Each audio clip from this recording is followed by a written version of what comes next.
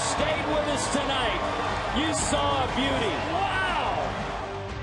Tonight, the New York Mets come to town, and the Marlins are still alive. The Mets, well, they'll wait till next year. The Marlins are playing for tomorrow.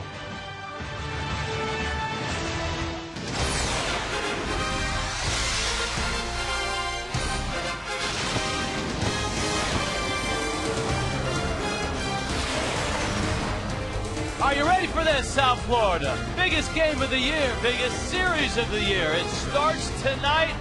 Marlins and Mets Wednesday night, a thriller. The Fish 82-71. All the players are back, ready to rock and roll. The Mets are in town.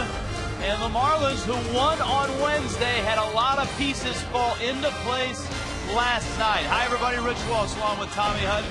Welcome to what should be a great weekend of baseball. Hopefully it's not the last weekend of baseball here for the Marlins. Tommy, it was fun on Wednesday to see a team pull out all the stops, play it like it was Game 7 of a postseason series, win it, and then have things fall into place last night. Yeah, a lot of things happened Wednesday night, trailing by 2 runs in the 8th inning.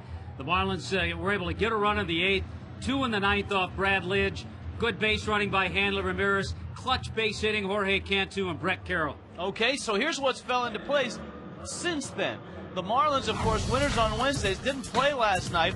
Rockies lost last night. Giants lost last night, and here we go with 9 left. There's some interesting matchups. The Rockies and the Cardinals tonight. It's Chris Carpenter against Aaron Cook. So Carpenter in Denver, and then Carlos Zambrano and Tim Lincecum in that San Francisco Giants game against the Cubs tonight. So we'll keep you posted on all of those. Some good matchups. Absolutely. So the Fish take on the Mets here, and they do it. They start it, the Marlins do, with Ricky Nolasco. His last time out in Cincinnati, he was outstanding. He beat the Reds with some help from Ross Gload. Oh, yeah, with some help, the 2-run homer by Gload, but Ricky went 7 strong innings against Cincinnati. Yeah, and so the Marlins facing Tim Redding tonight. Redding at 3-6 with a 5.25 ERA. He's pitched well lately for the Mets. He's a little bit better since he's been back in their rotation. He's 5-6 in his career against the Fish. There you have it. Ricky Nolasco, Tim Redding, the Marlins, and the Mets.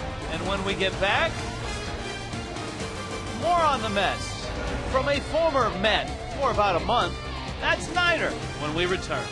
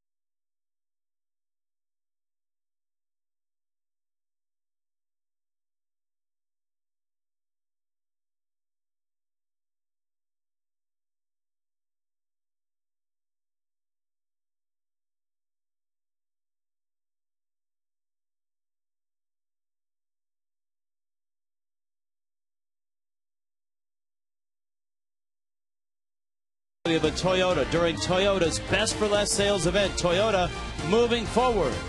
By Aflac, we've got you under our wing. And by FP&L, to learn smart ways to conserve energy, log on to fpnl.com and take a free online home energy survey.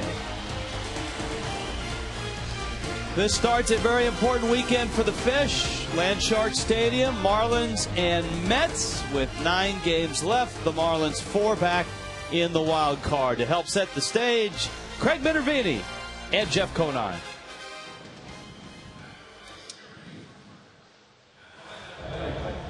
As far as individual awards these days, Rookie of the Year. First of all, let me give you a thought on just a pitcher. Freddie Gonzalez doesn't feel pitchers, although 19 have won the award in the 60 years, should even be in the category. What do you think? Well, I mean, that goes along with MVP. I don't think pitchers should be considered for an MVP because they have their own award. But Rookie of the Year, I think they should be considered, obviously. But I think you got to have a pretty good season to warrant taking that award home from a guy that might be playing every single day. Let's look at, we're talking, of course, about Chris Coghlan, and I did some research today. No pitcher has ever won the Rookie of the Year in the NL with less than 13 wins.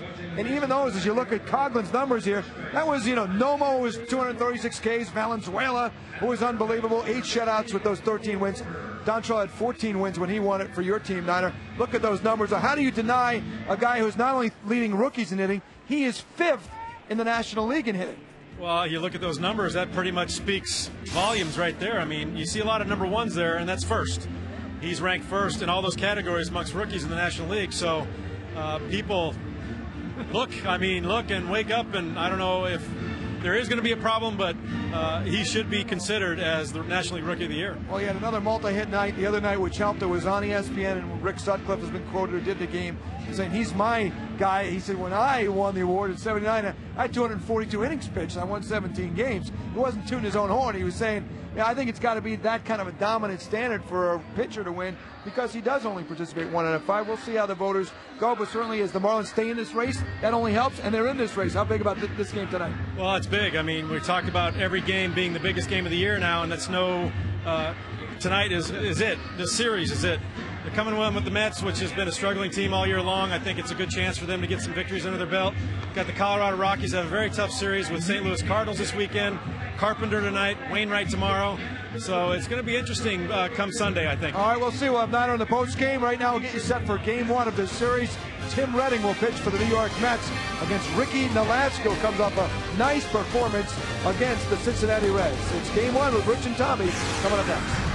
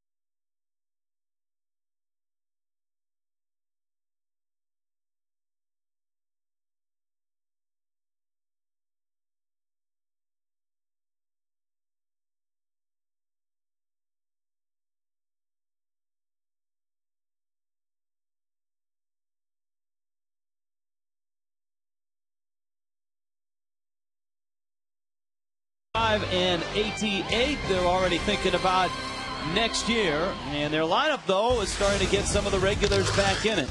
Not Angel Pagan, but Luis Castillo, David Wright, Carlos Beltran's in there, Daniel Murphy's at first, Jeff Francoeur's in right, Josh Tolle is the catcher, Anderson Hernandez the shortstop, Tim Redding will hit ninth. I think the last time we talked about Ricky Nolasco pitching against the Mets was at Citi Field back on September 9th.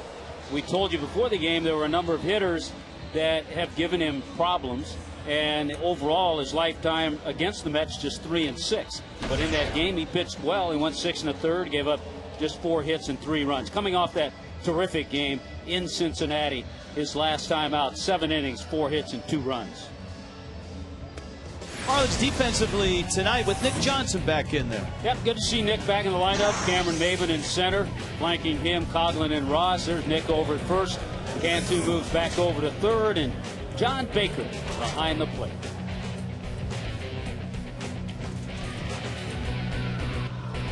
So the Mets, who were just swept by Atlanta in a 3-game series, experiencing a losing season for the first time since 2004, when they were 71 and 91. And they'll have to play relatively well to get to 71 wins. They have just 65 wins and 88 losses. Pagan, Castillo, and Wright. Still plenty of firepower in the Mets lineup. And Nolasco delivers a fastball. Bill Hahn, strike one.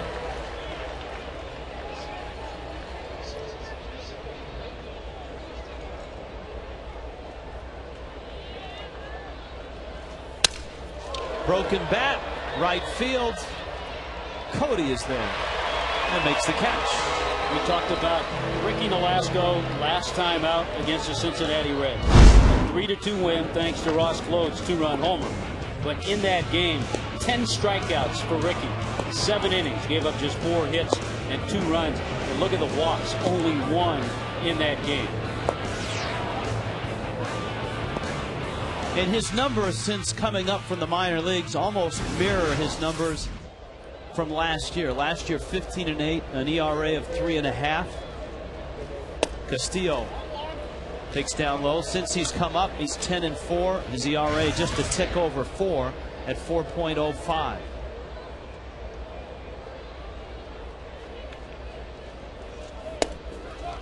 That's a strike. Castillo has been changing places with Chris Coghlan over the last couple of weeks in the National League batting race. Louis hitting at 312. Coghlan's hitting at 314. He and Joey Votto are tied for 5th, with Hanley, of course, leading the way at 350. Then you got Albert Pujols at 330. So Castillo, amidst all the injuries and misery that the Mets have had, has had a productive and healthy season. He's been one of the constants. He's also 6 for 11 against Ricky Nolasco. Yeah, he's one of those guys, as you pointed out, that individually have had success against Ricky. Ooh, breaking ball that just misses. It's 2-2. Jerry Manuel. Been a rough year for Jerry Manuel. Not a whole lot that he could do about a lot of the injuries. 2-2, little pop-up. Cantu going back. And look out. Cantu and the security guy. I think the security guy may have lost it in the lights.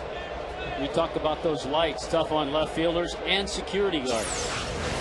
I think he was trying to get out of the way, and it wasn't going to be caught. So good news, no one's injured.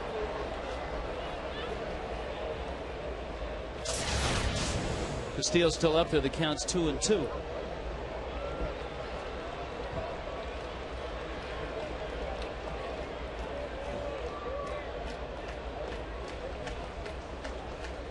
Here's the 2-2. Sharp ground ball. Johnson drops it, picks it up, and gets to the bag relatively the same time everybody else did. Nolasco, Castillo, and Johnson all got there at the same time. Looked like a little indecision. Am I going to flip it? Am I going to take it myself? And finally, Nick took it himself. A good choice. Nolasco there just in case. And so David Wright is up. Wright, another guy that has very good numbers against Nolasco. Has put up a solid season, not a spectacular year. His home runs down. Of course, he had the concussion that knocked him out for a couple of weeks, figuratively.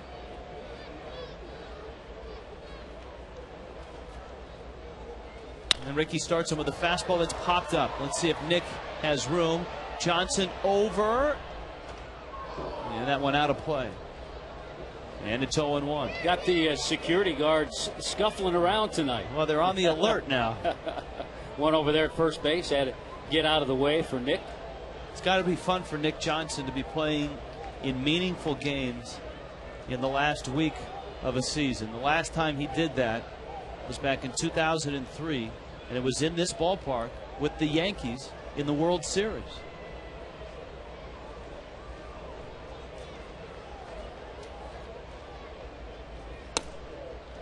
Fastball up.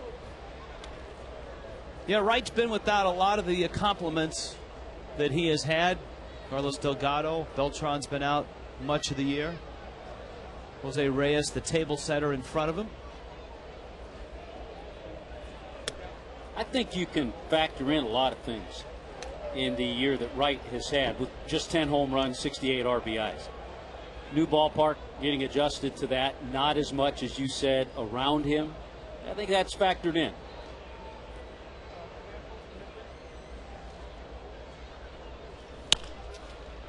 Pulls that one foul.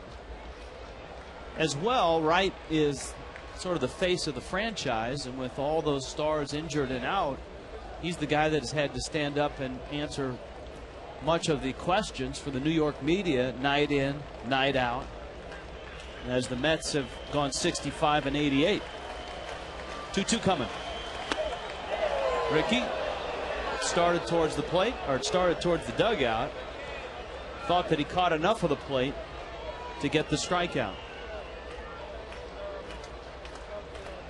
What a wild ride it was for that pair on Wednesday night. Fastball threw it by him. Ricky gets the strikeout and works a 1-2-3 first. Good way to set the tone for the night, for the weekend. Glad you're with us tonight. Fish coming up.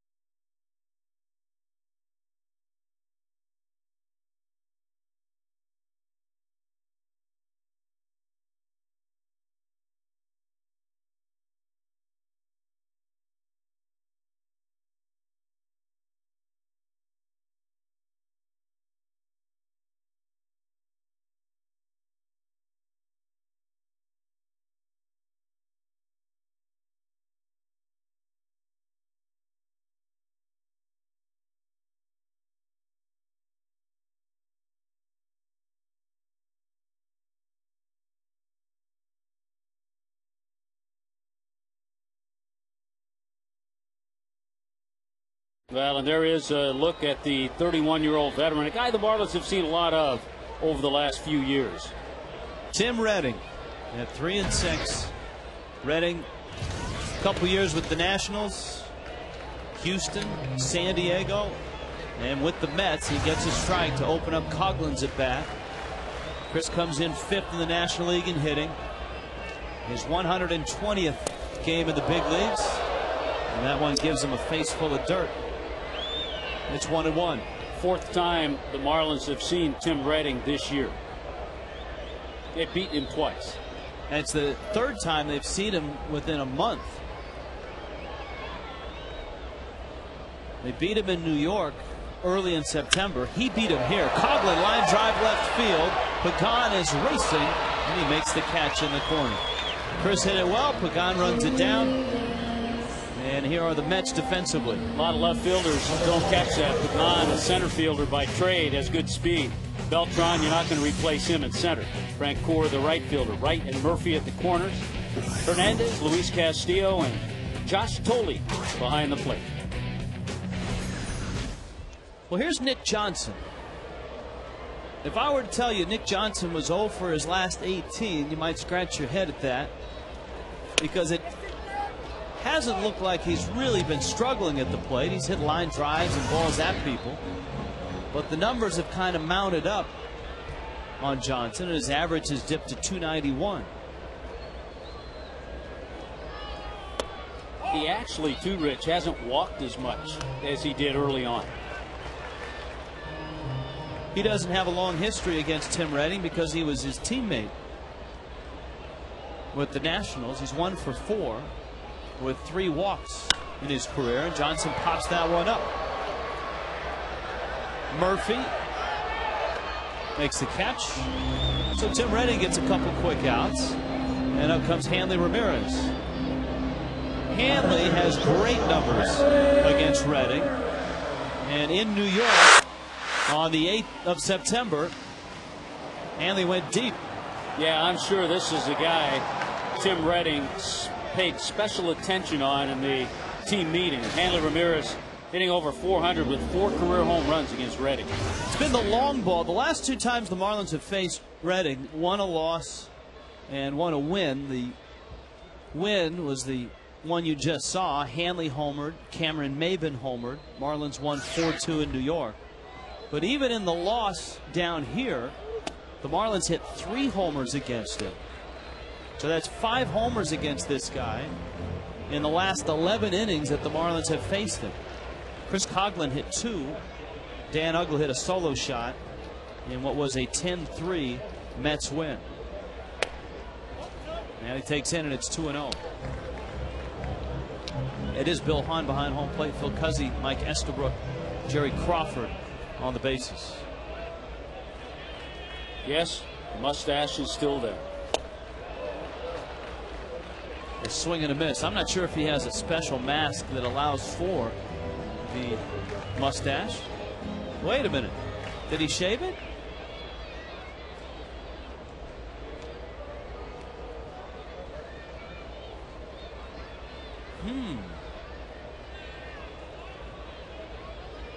Tough to see in there. Here's the 2-1. And he fouls it off. Counts 2-2. We'll have to follow that lead. That's the rest of the evening. See, if we were a news organization, this would be a developing story. Yeah, I don't think he has it. I think he shaved.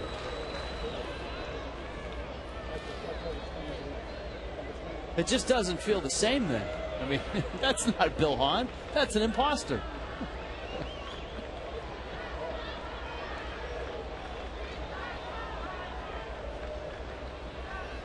Here's a 2-2. Bill Chopper up third and foul.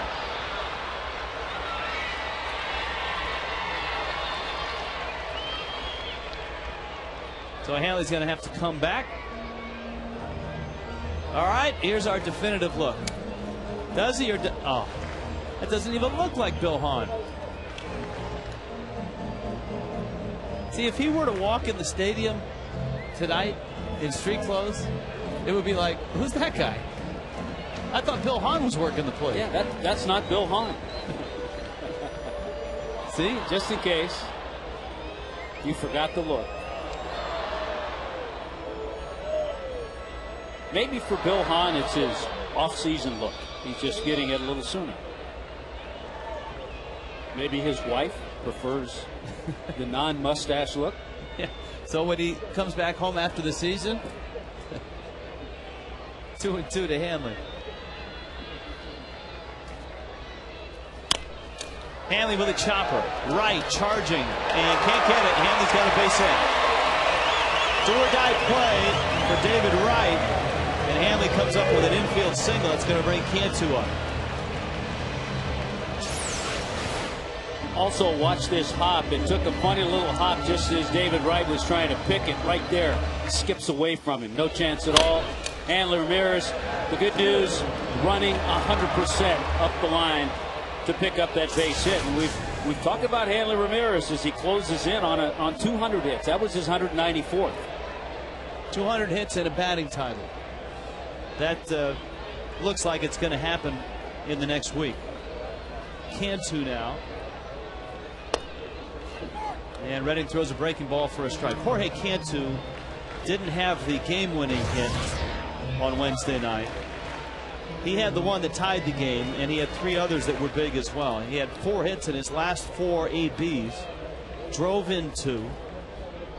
Hanley a threat to run at first. Cantu slices that one foul. Hanley, by the way, with that infield base hit, 11 for 23, 478 average against Redding. Down 2-2. You know, reading more about Bill Hahn, he's involved in the offseason in charity work with the Police Athletic League. So perhaps he likes to go clean shaven. Lives in Pennsylvania. 0-2 coming. That's out. And it's 1-2.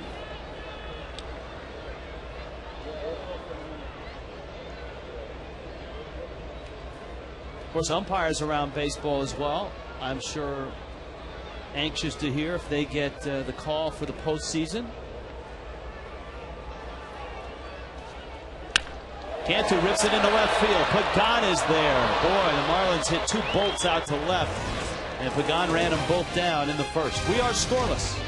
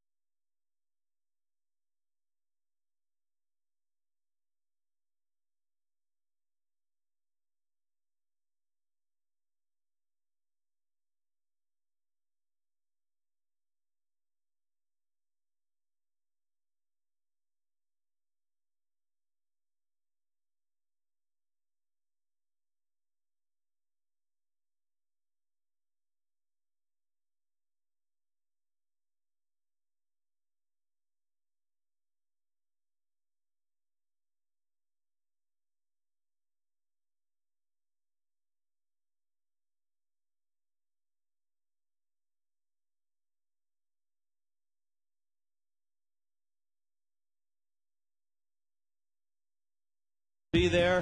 And of course, since it's at Lucky Strike Lanes and Lounge in South Beach, Nancy Olson and her magic bowling shoes will be there as well. 1-877-MARLINS, the number to call. And a chance, Rich, for Nancy Olson. I think this is a dream of hers to roll a 300 game on a night the Marlins win as well. So a chance for her to accomplish that. That's much like the autumnal equinox we had the other night. If everything lines up. Yeah. That's always a good time. The watch party. A good night to benefit the Marlins Community Foundation as well. Beltran, and he takes down low. The Mets certainly missed him while he was out for a good part of this season. Still 332 average. And obviously a dangerous guy.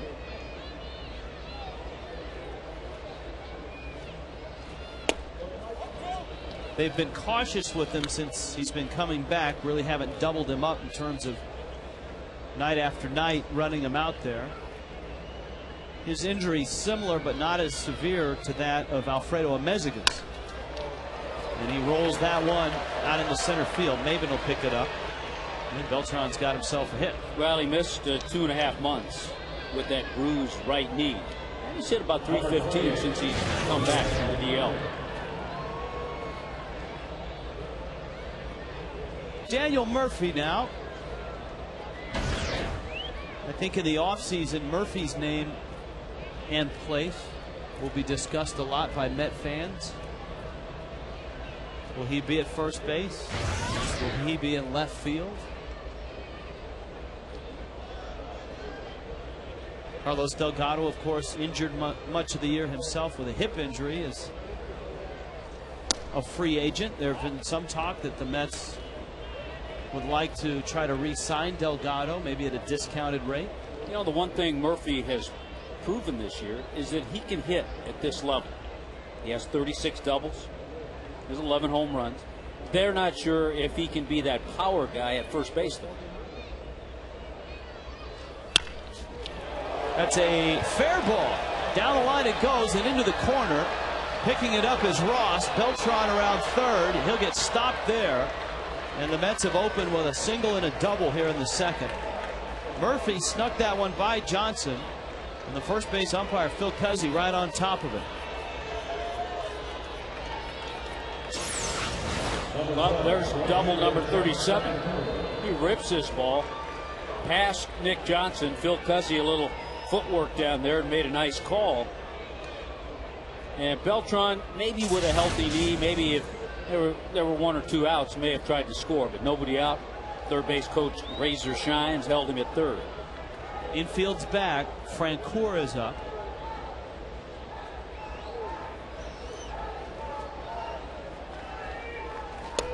Had to be an odd feeling for Francoeur the last 3 ball games. Here he is in a Mets uniform. 20-some games under the 500 mark.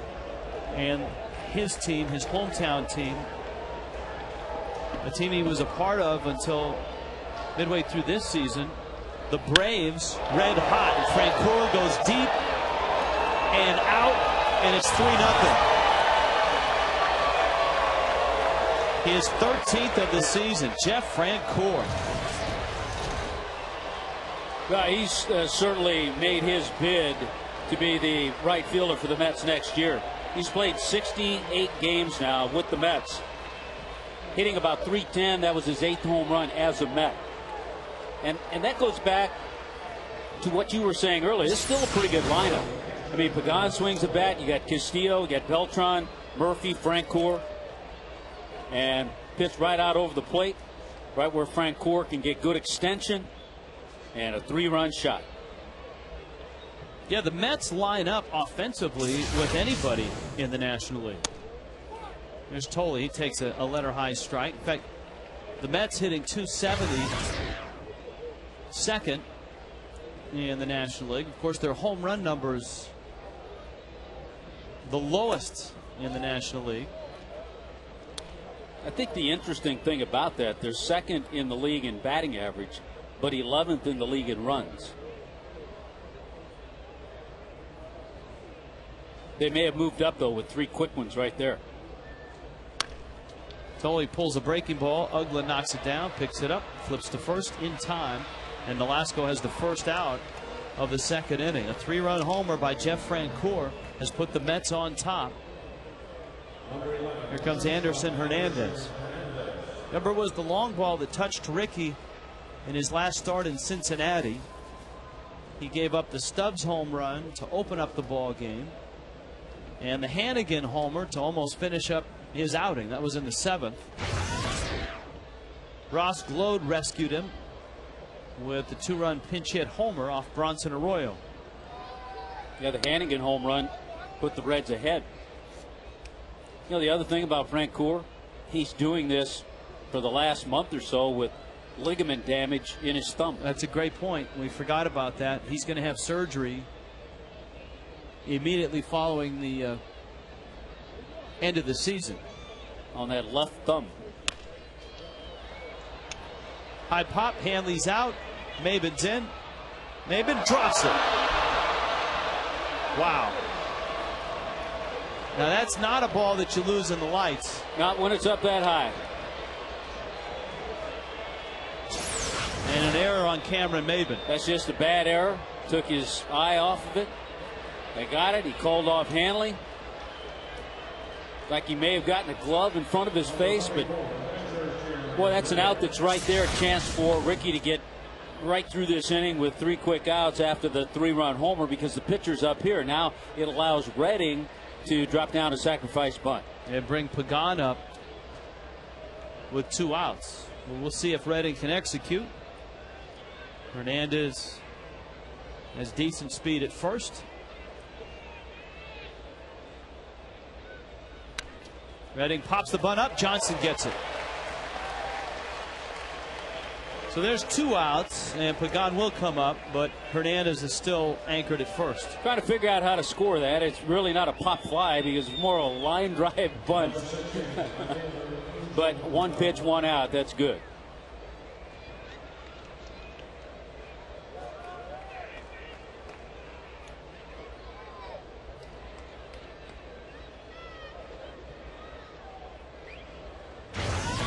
Pagan opened the ball game with a fly ball out to Ross in right.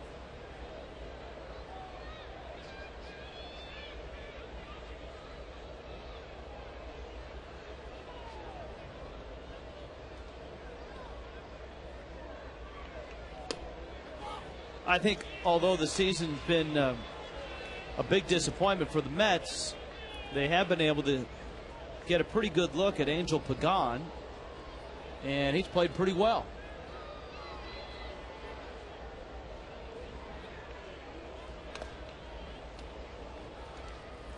Hernandez back. Not sure he's played well enough to put himself in the starting outfield mix next year, but certainly played well enough that other teams have taken note of him. Runner goes. Baker's throw on the money. Hanley picks it and tags him. Great play by Hanley. That's not an easy play, and Hanley made it look easy.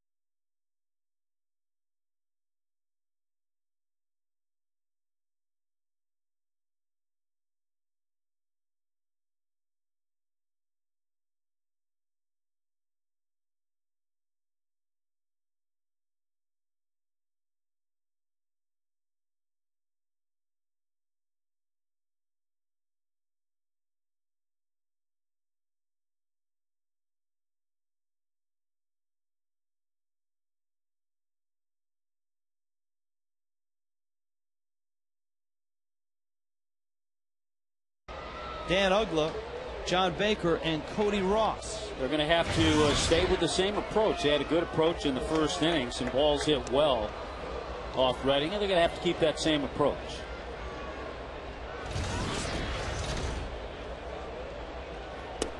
Uggla takes outside. Uggla hit a solo homer in this ballpark against Reading. It was a runaway game that Reading and the Mets won 10-3. You know what? This is what you have to watch out for if you're the Marlins in this series. On a smaller scale, the Mets can hurt the Marlins in this series. Not quite the same scale, the Marlins beating the Mets the last couple of weekends of the season. But if you're the Mets, that's something that you have to draw on to try to play this series well. You know, the Marlins are hoping that the Mets don't become the San Diego Padres. Here's the 2-1. Do you realize that the Padres have won 8 of their last 9 series? 2 of those series against the Rockies, the Giants, the Dodgers, the Braves, and the Marlins, all included. So San Diego has put a dent in a lot of teams' postseason push. They've held their own. The Arizona Diamondbacks have been in the mix, and they haven't.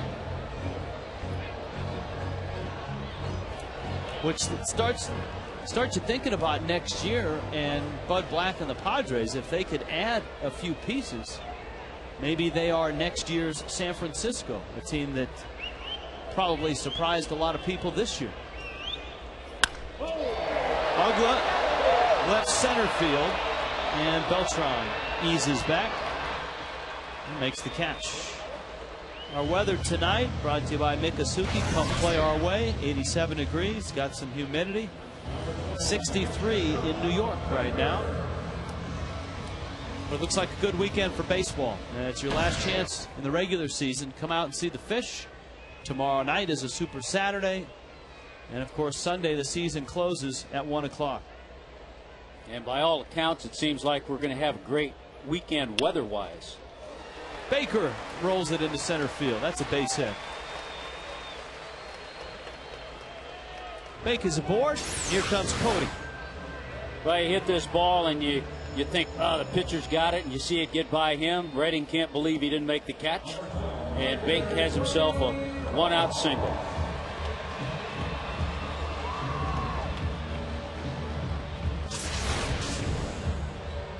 Two of the guys that Redding has had a lot of success against in the Marlins lineup are Dan Uggla and Cody Ross. Ross just 3 of 16.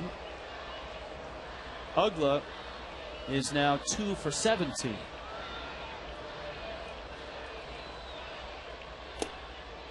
And you would think that he would be the kind of guy that those two guys wouldn't have trouble against. He doesn't have a tricky delivery. Fastballs, breaking ball, some change-ups.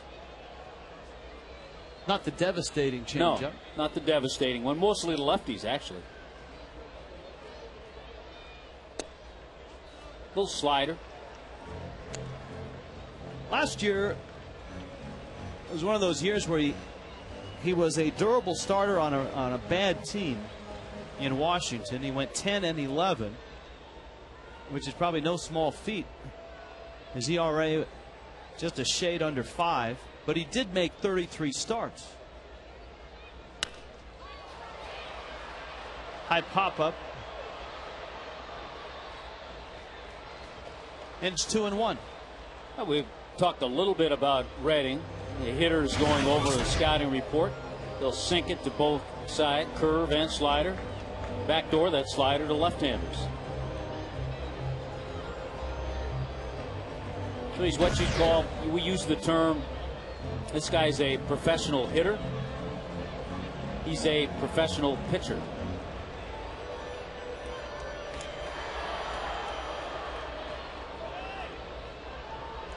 Four years with Houston, a year with the Padres.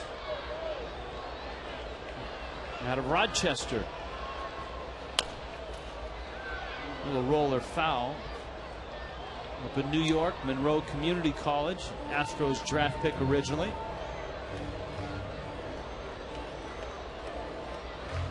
With the injuries that the Mets have had in their rotation as well as their everyday lineup, he's found himself starting now his 16th game.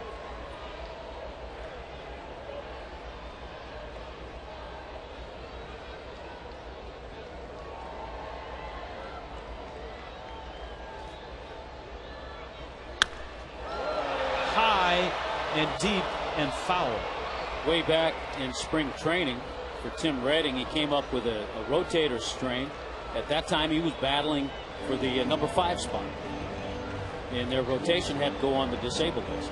It was a battle between he, Livan Hernandez. I think Bobby Parnell might have been the other who's in the rotation now.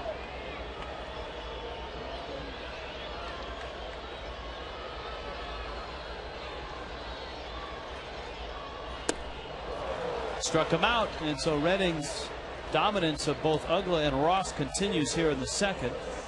And up comes Maben. Just got that fastball by him. He's a little bit of a short armor.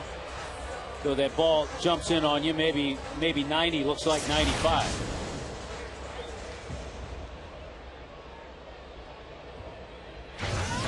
Well, Maben homered off him.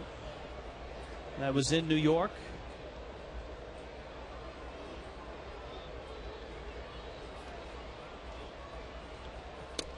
Was that the one Cameron hit into the apple?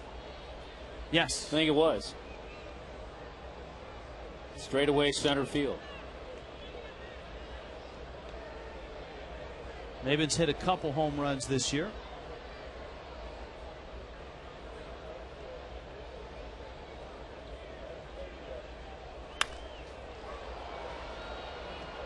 A liner foul.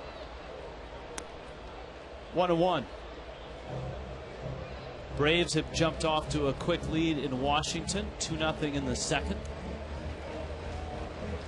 Of all the wild card teams, certainly Colorado is in the best spot, obviously. But in terms of schedule and who everybody plays, the Braves have a pretty easy path, except for the 3 against the Marlins.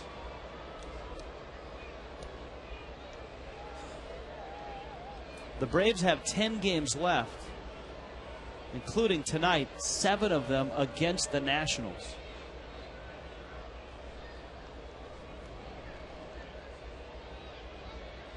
Two-one coming.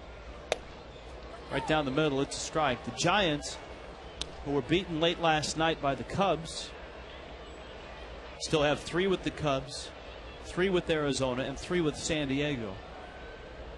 Rockies have the Cardinals, who might just clinch tonight, then 3 with Milwaukee, and then 3 with the Dodgers.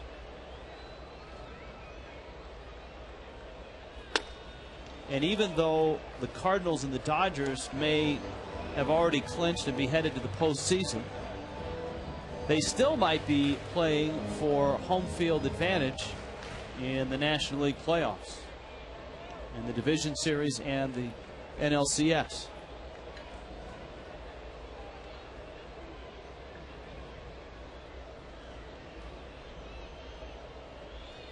Baker on the run. Maben hits it to left field. Beltran and Pagan. And Beltran says, hey, I'm the center fielder here tonight. I'm the Gold Glover. And he makes the catch. 3-0.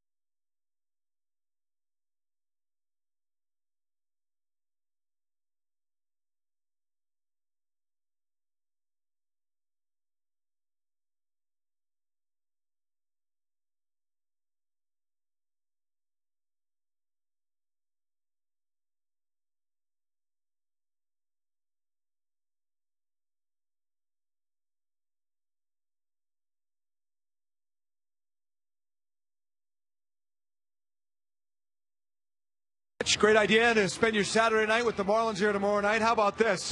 All right, Marlin T-shirt with perhaps your Rookie of the Year, Chris Coughlin's name on the back of that. First 15,000 tomorrow, and you can get in on the raffle for the MDA jerseys off their back. The Marlins doing this once again this year. Tickets will be available. Raffles $5 each, or 5 for $20. Tomorrow you can buy them over at section 149 up until the end of the 5th inning, and they will then select the 15 winners for 15 game-used, autographed, and authenticated jerseys. The 11th annual Jerseys Off Their Back night in concert there with the Muscular Dystrophy Association tomorrow, and the Coughlin night. So you got a good chance to go home with a jersey or a great T-shirt tomorrow night and see the big baseball game between the Fish and the Mets. All right, a Super Saturday. Angel Pagan against Ricky Nolasco. Pagan, Castillo right in the 3rd. Mets up 3-0 on the Francoeur homer. And Nolasco misses outside.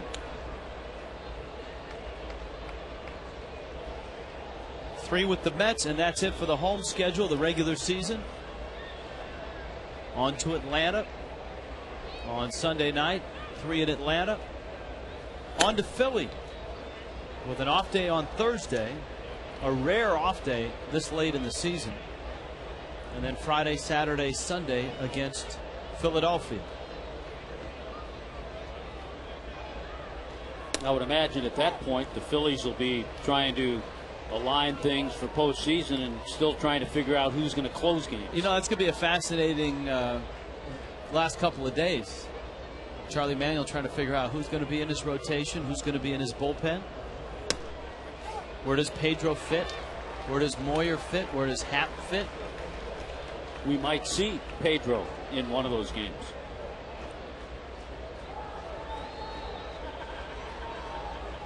Braves are 7 back, and the Marlins are 7.5 back. Good fastball.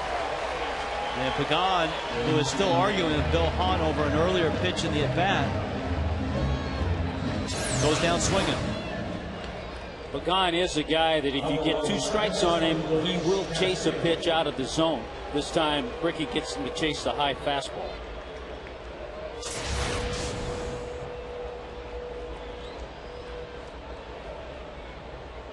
Here's Castillo.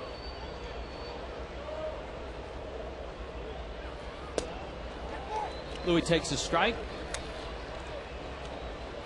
Does Castillo have 2 more years in him of playing every day at second base? Well, it'll be tough. He's 33. He's one of those guys too, Tommy, that has played the game so hard. You use the term he's an old 33 because he has played hard. He's played on gimpy hips, gimpy legs. I think you probably could say the same about Chipper Jones at this point in his career. Yeah.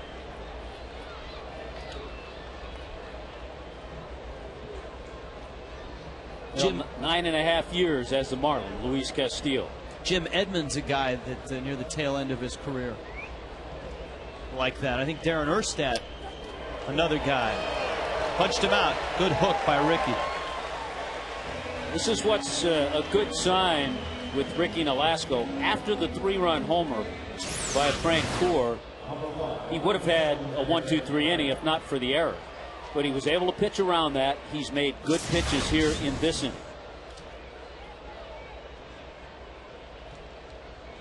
David Wright.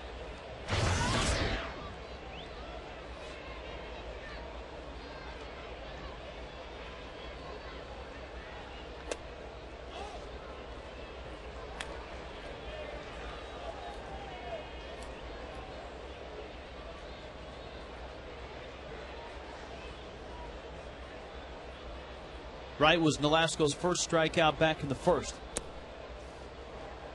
And Ricky misses away.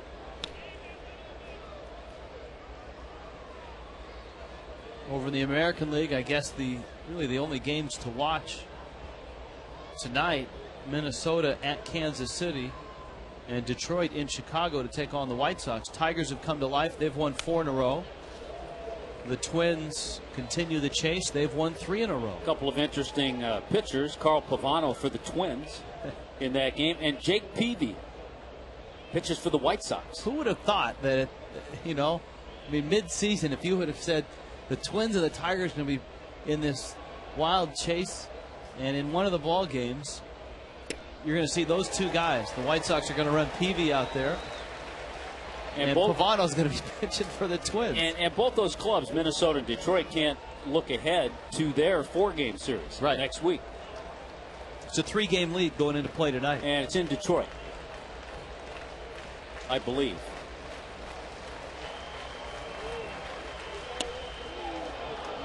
It's down low.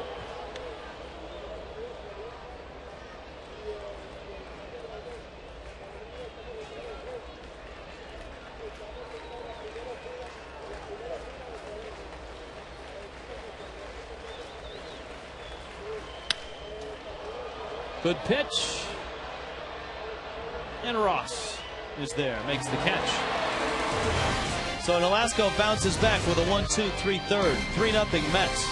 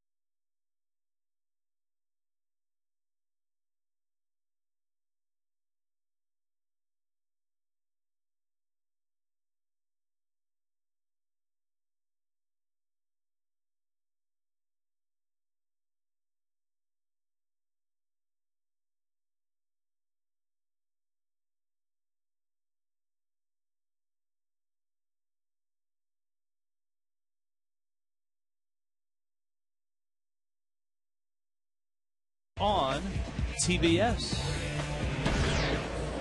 Chris Coghlan on deck. We've been talking about Coghlan and how he led all of baseball in the month of August in hits. Do you realize, Tommy, he's leading in September as well with 37. He has not cooled off. And lined out to left his first time up tonight. And he's due up second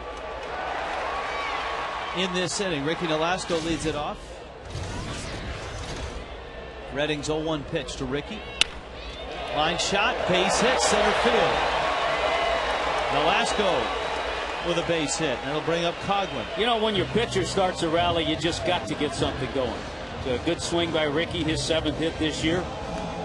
And a solid base hit past the second baseman, Luis Castillo.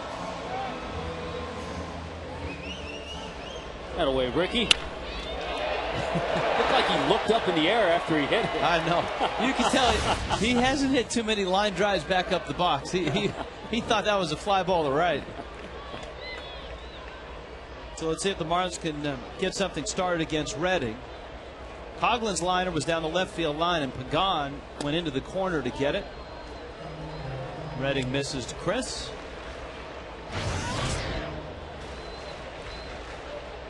Of course, also trying to become the first Marlin ever to hit 300 as a rookie.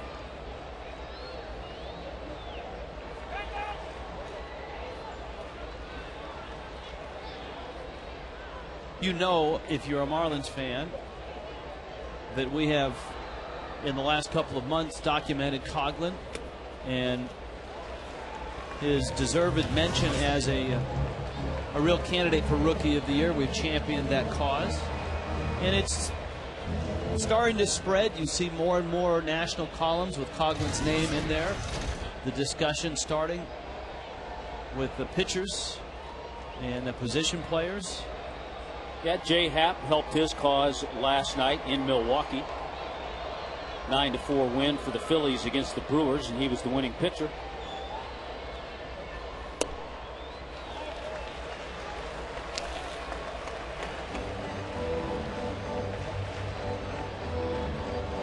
Three and 0 now. Coughlin's on base percentage, .385. About to go up a little bit now.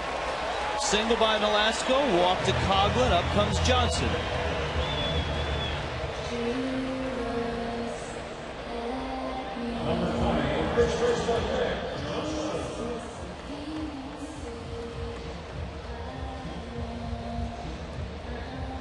First and second, nobody out. A little tougher situation because Nick Johnson doesn't run well, and you have Ricky Nolasco, the runner, at second base. So it's almost station to station. Johnson popped out back in the first. Nick takes what looked like almost a backup slider for a strike. I'll tell you another guy that's kind of been overlooked in the Rookie of the Year race in the National League is Randy Wells of the Cubs. Pitcher with the Cubs. It's another strike. You know, the one little thing that I think I see in this time that we've seen Nick Johnson slump, a little jumpy at the plate. He usually's a little more relaxed, lets the ball come to him. You see a little more jump to his approach. You don't usually see him take a couple of strikes like that.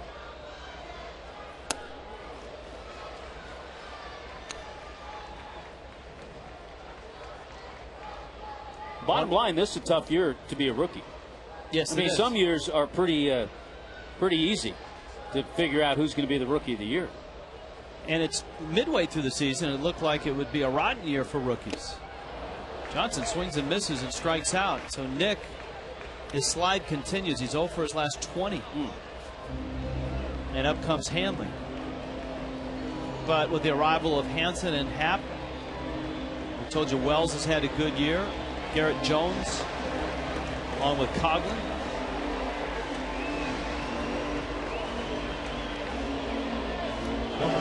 Dexter Fowler's back playing with the Rockies. He was injured for a while, but he's back in center field.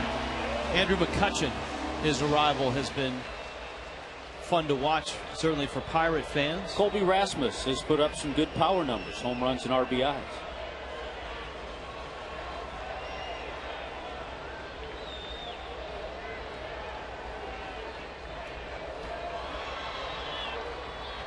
Hanley with an infield single. And Redding misses down low. This is a guy, as Tommy pointed out, that Hanley has hammered. With that base hit, he's 11 for 23. 4 homers and 9 RBIs.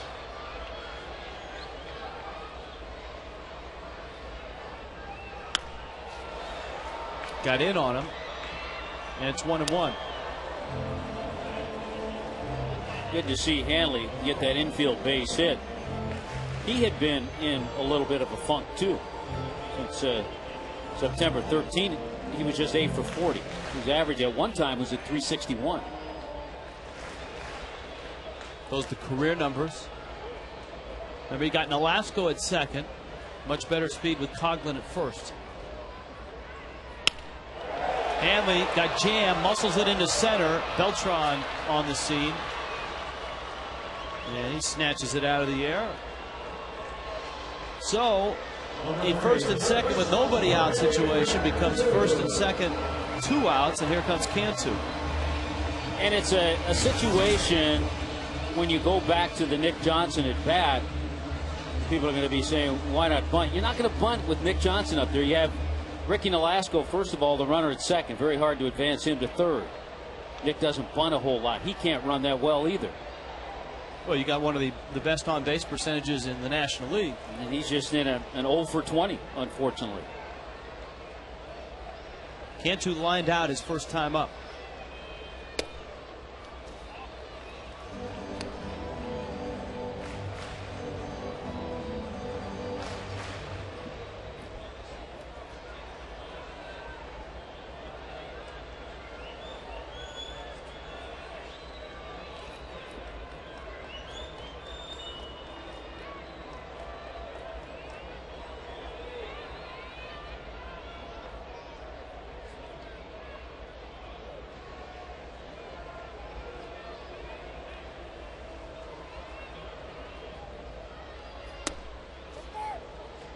That's a strike.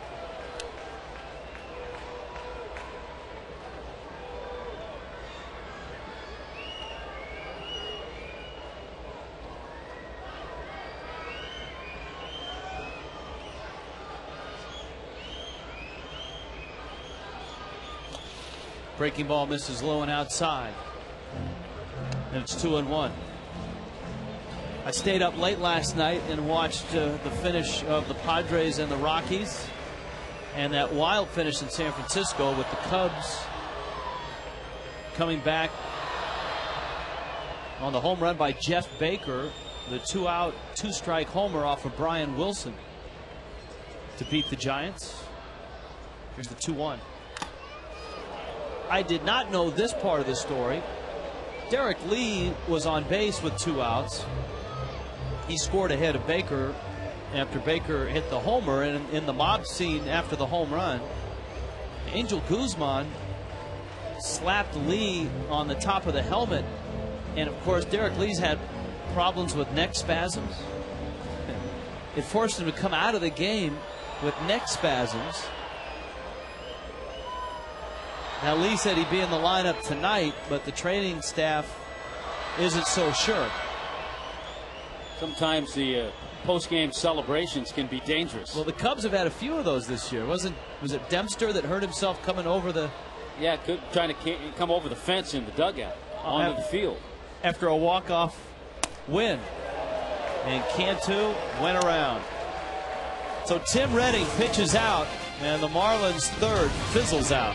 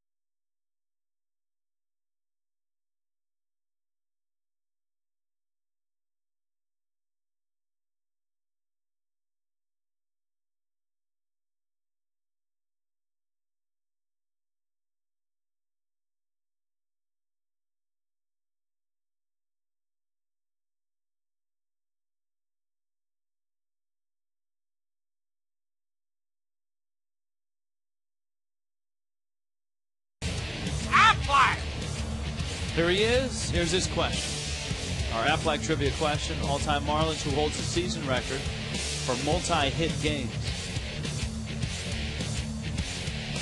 Now, let's see. You have to think of Luis Castillo. Luis Castillo, Juan Pierre, Hanley Ramirez. What's Coghlan have? 45? this year.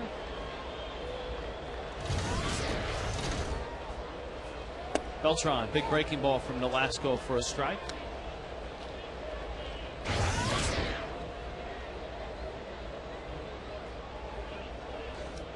Chris Coghlan has 45. Nolasco runs that away and gets a strike. He's out in front 0-2 on Carlos Beltran.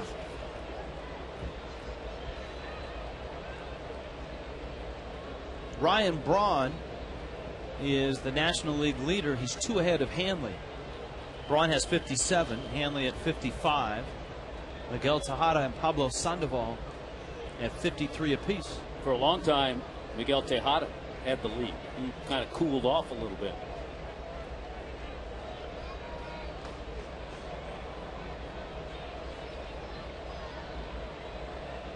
Baker went through about 4 or 5 signs on this 1-2 and got him with the changeup. They both arrived at the right decision.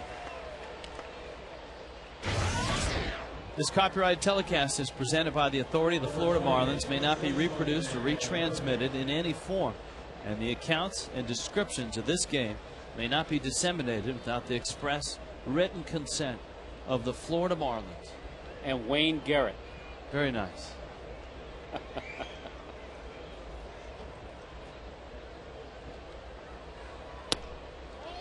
Murphy takes up. Murphy doubled after the Beltran single in the second, and they all walked home on the Francoeur 3-run homer.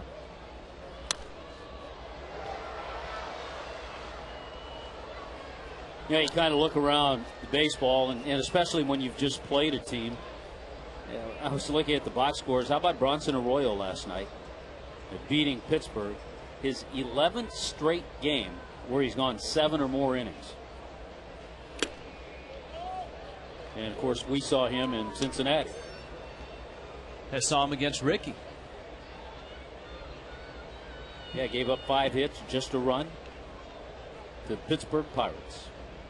In fact, it was in the 8th inning that he gave up the 2-run pinch hit homer to Ross Glode. Look out. And it's 2-2.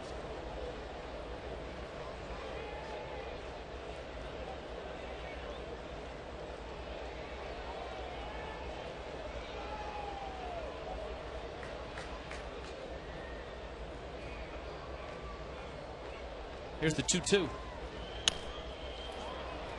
Slicing liner that Coghlan's in on, and he makes the catch. Couple outs here in the 4th. Jeff Francoeur is coming up.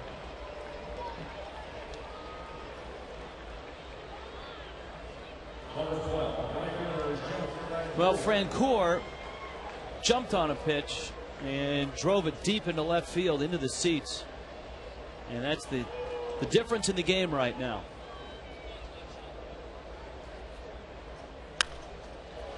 High pop. Baker out in front of the plate, and John with a stab at it makes the catch. 1-2-3 for Nolasco.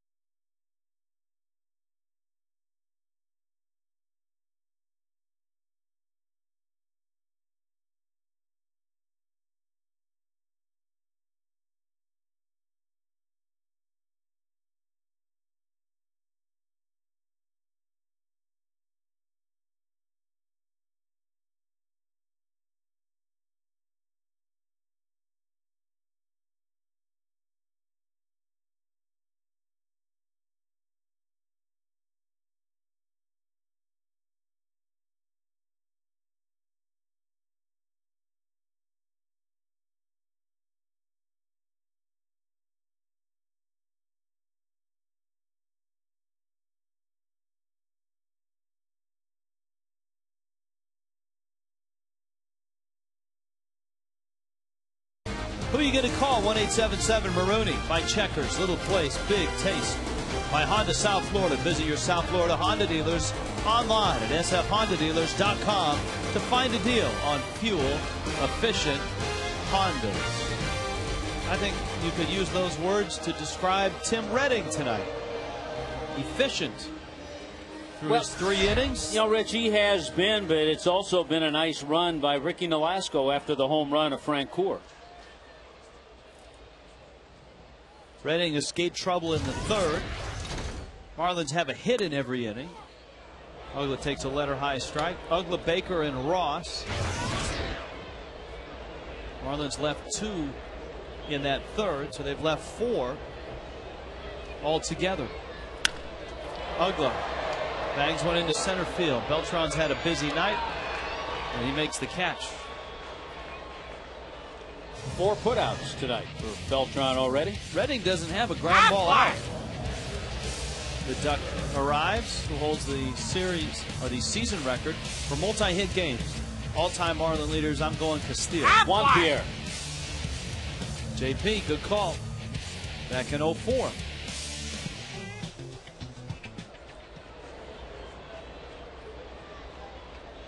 Here's Baker. He snuck a single through the middle back in the 2nd. I don't have a ground ball out for Redding yet.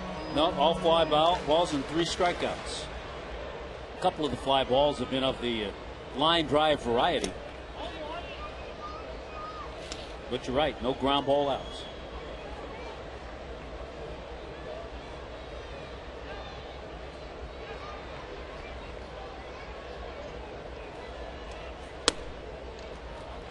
Big takes up. He's also our Geico quote of the night.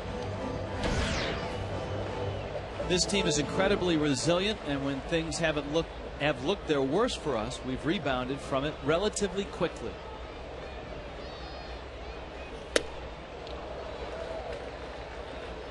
Big trying to yank one there, and it's 2-2. Well, 10 walk-off wins have made it very exciting.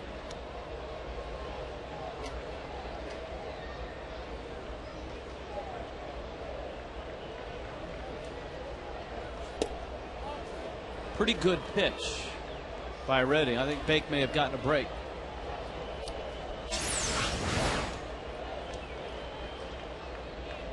Did the fastball come back? It looked like it did.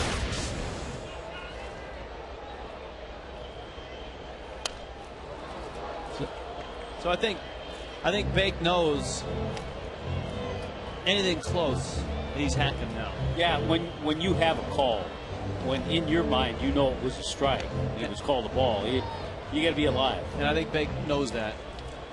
Catchers and umpires have that communication between them.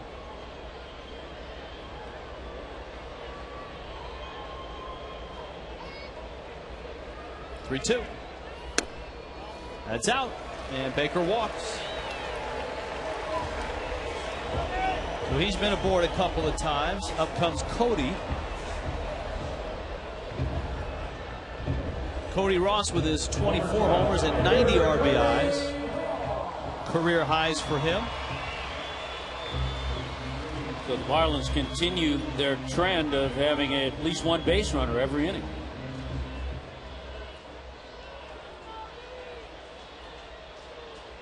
So far it's been a trend to nowhere, though. Unable to get that big hit tonight. Outside corner.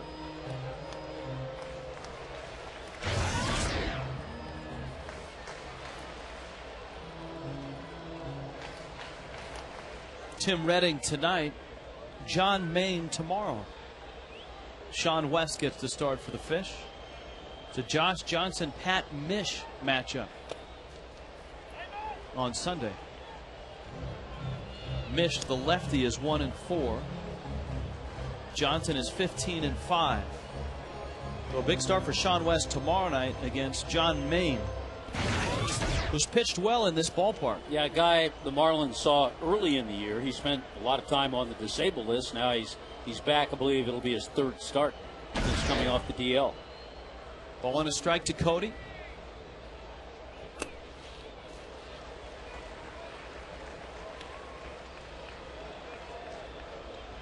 Redding has thrown a lot of pitches, even though the Marlins don't have a run. 65, his pitch count.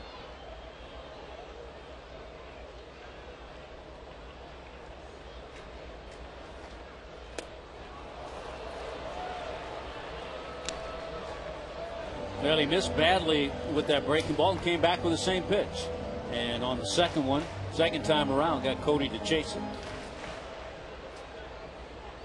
2-2.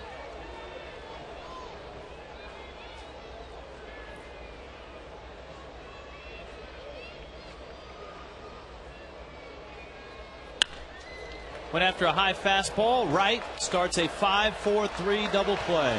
Nicely turned by Castillo. And the Marlins come up empty in the fourth as well. Tim Redding is shutting out the fish. 3-0.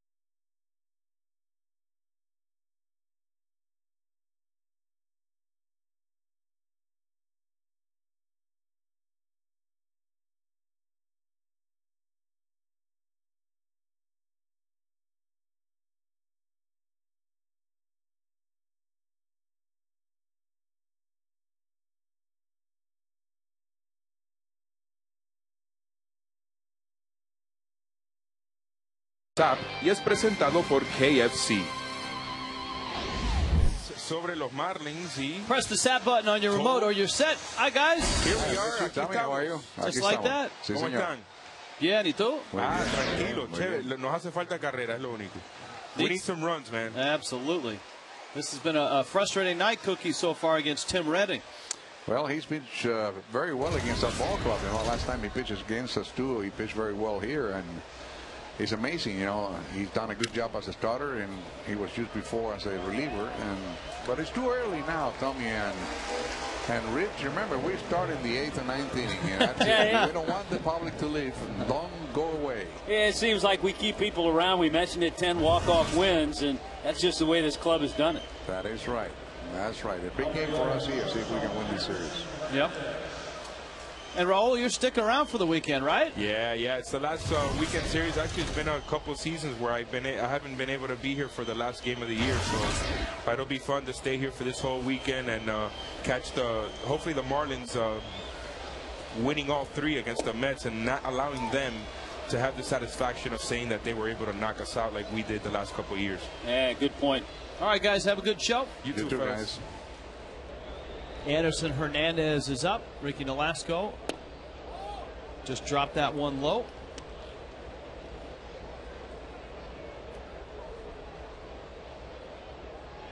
Ricky has retired 8 straight.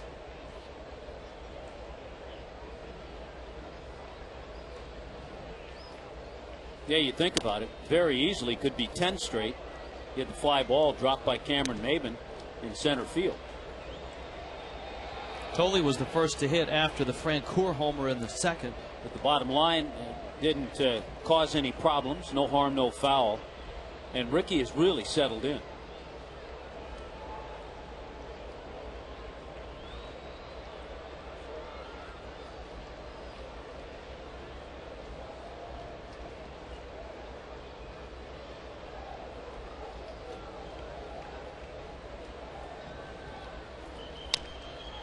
That's why when you look at Nolasco's season, it's one of the things that he will take away from this year on the plus side. Obviously disappointed in his start, but he's shown the maturity that even though he'll give up a home run or a run early in a ball game, he's able to get into a groove and get deep into a game. And one of the few Marlins starters that's been able to do that. Right. You go back his 20 starts since he came back. He's 10-4. But in 126 and 2/3 innings, 135 strikeouts and just 29 walks. Liner left center. That's trouble. Maben there, and he makes the catch. Cameron made up for it a little bit there. Covered a lot of ground and was able to chase that slicing line drive, which was slicing away from him. Able to chase it down. Good job by Cameron Maben.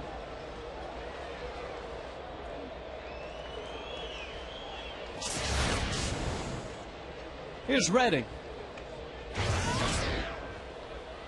Good closing speed out there by Maben.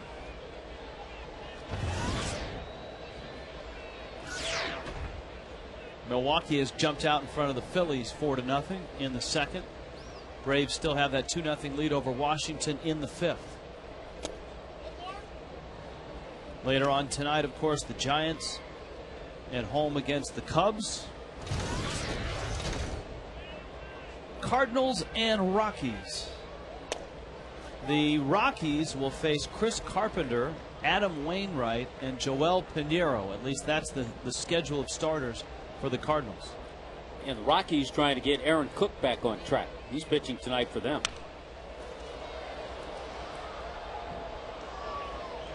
So Chris Carpenter goes after win number 17 at Coors Field. I think the game's just gotten underway.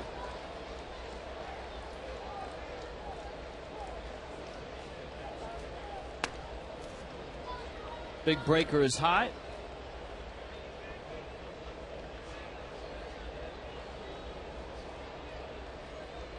Two and two. Yeah, the Rockies have a run right out of the chute to lead St. Louis in the second, 1-0. Ball to center. Maben settles and makes the catch. And Nolasco stays on that nice run.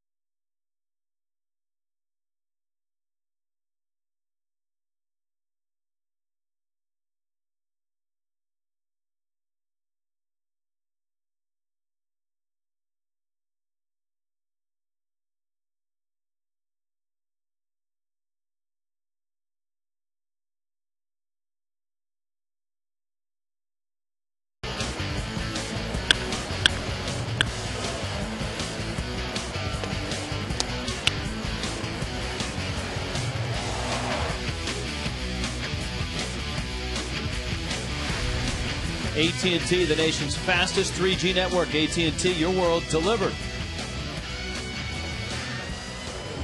Tim Redding has delivered for the Mets. 3 hits aside, the big one for the Mets, the 3-run homer by Jeff Francoeur. The Marlins are still looking for a big hit. They've had base runners in every inning. Maben, Nolasco, Coghlan here in the 5th. And the Marlins 3 hits, all singles. One of those an infield single by Hanley. One of those by Ricky Nolasco.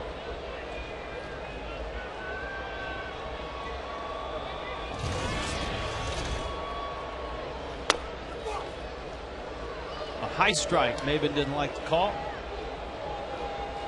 0-1.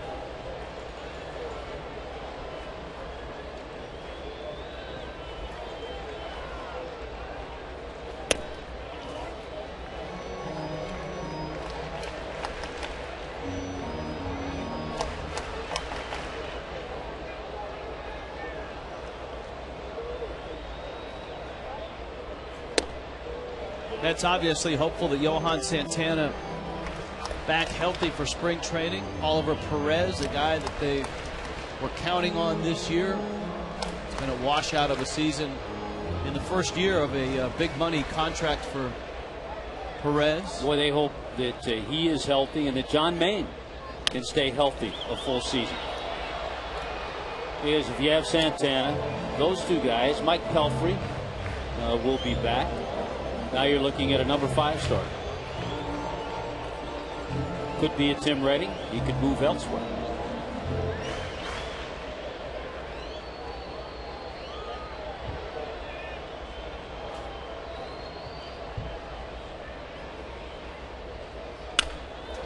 May have been a nice piece of hitting, as they say in the game. A liner into center. Yeah, on a slider. He's able to stay back enough. Even if you get fooled a little bit, if the hands stay back, you can still generate a little bat speed. He's out front, but the hands did all the work there with that line drive into center.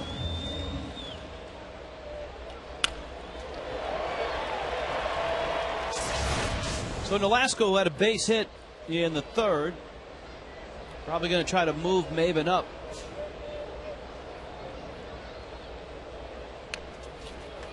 And he fouls it off. And then the other big question for the Mets with injuries, concerning injuries, what about Jose Reyes? Can he keep himself in there for 150 games? Reyes' hamstring injury originally was announced as a strain, but it actually was a tear. And that has kept Reyes out virtually the entire year.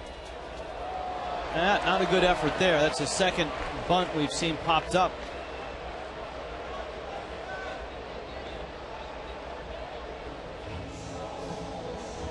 So an out. Here comes Coghlan. Closing day on Sunday is a family Sunday. 1:10 start against the Mets. First 10,000 fans get a Marlins schedule, a 2010 schedule. You can throw it right on the fridge. Magnetic. And it's courtesy of Tobacco Free Florida. Special guest Pitbull after the game in the strike zone for the closing day party. 1-877 Marlins. Generally, Ricky Nolasco has done a pretty good job dropping down bunts. He has 10 sack bunts on the year, but that not a good effort, that last one. Coghlan takes inside. Chris has lined out and has walked.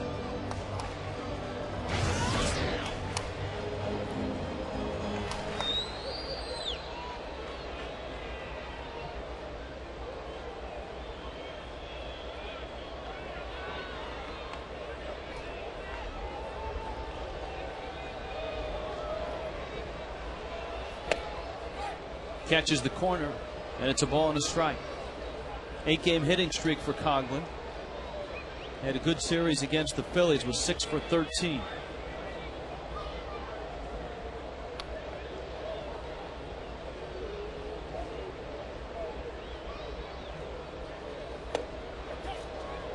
Ooh, a strike. Redding almost quick pitched there. Yeah, he did. He gives you the almost no stop and a slide step.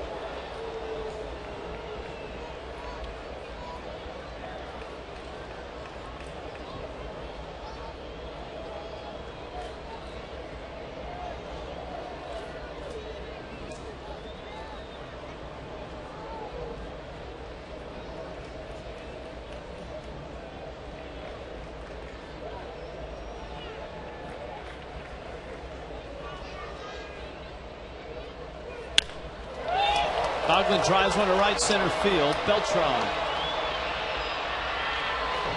That's a pitch that I always think of and look at. Chris just got under it. You probably have a little better swing earlier in the count. With 2 strikes, you're guarding for a breaking ball. You might get the fastball. You have to be ready for it. So you don't quite pull the trigger as quickly as you would on a 2-0 or a 3-1 pitch. Nick Johnson just trying to pull the trigger on anything right now. He's 0 for 2 in this one. 0 for his last 20.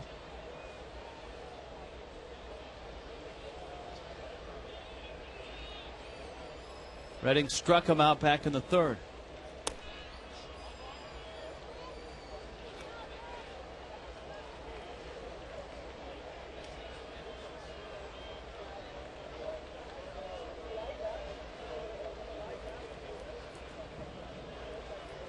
The 1-0 coming to the screen, and Maven's in scoring position.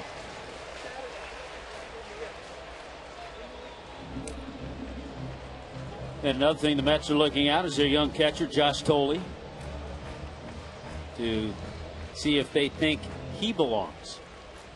Wild pitch on that last call. I think they've learned that Omir Santos can play at this level and play at a pretty high level.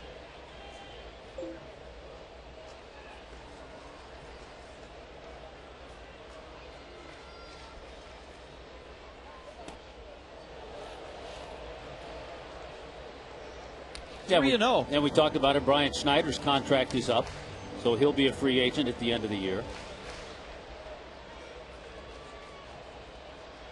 I don't know if they see Omir Santos as an everyday catcher. That's down low, and they lost Nick. I think one of the biggest disappointments, if you're a Met fan, is, yeah, you've had injuries and big names go out, but there really weren't any prospects in AA or AAA to promote, to get a look at and see if, you know, hey, maybe this guy is going to be the guy in the next 2 or 3 years.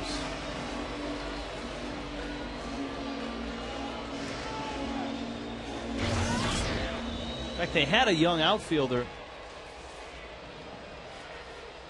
that came up and got injured as well. Fernando Martinez. Yes. And he got hurt too.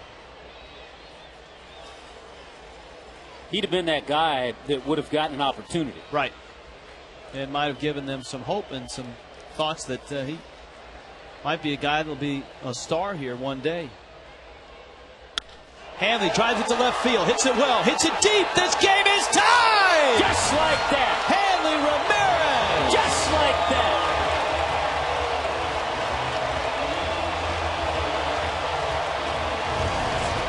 Tim Redding is going to be shaking his head and kicking himself for walking Nick Johnson to have to pitch then to a guy who is hitting over 450 against him, and that career home run number 5 against Tim Redding.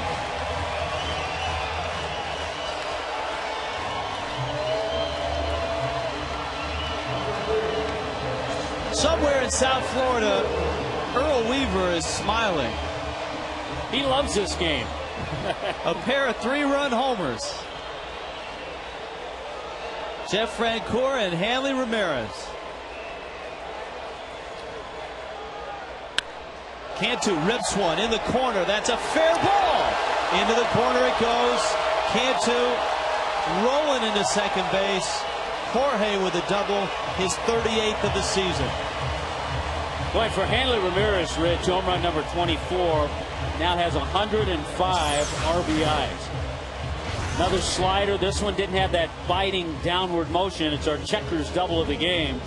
And Jorge Cantu just keeps it fair.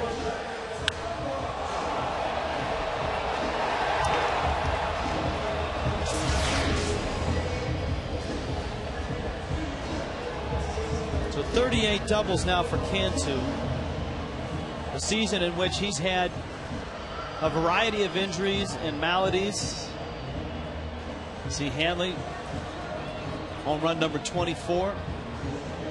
Cantu, of course, got off to the quick start. Remember, Tommy got hit by a pitch in that left hand, and then a week later he got it jammed on a throw to first. Play at first base, he reached into the runner, got hit. And I think that hand bothered him for a while, but he still played. Also in the month of June, he had that real struggle with medication.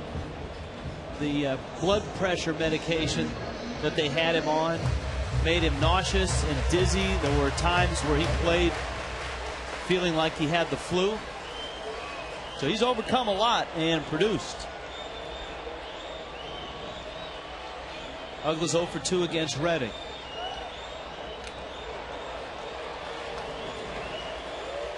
You know, it's something that goes unlooked. But when you regroup the way Ricky has, it keeps you in that game. If Ricky given up a run here, run there, not had a good game. But by doing that, all of a sudden his offense realizes they're still in the game. And now it's a tie game. Uggla takes inside. This is a matchup, Redding versus Uggla, that has favored Tim Redding. Uggla is just 2 for 18 in his career. One of those two is a home run.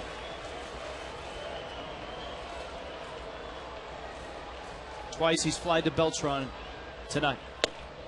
That's out. And it's 2-0. Baker's on deck.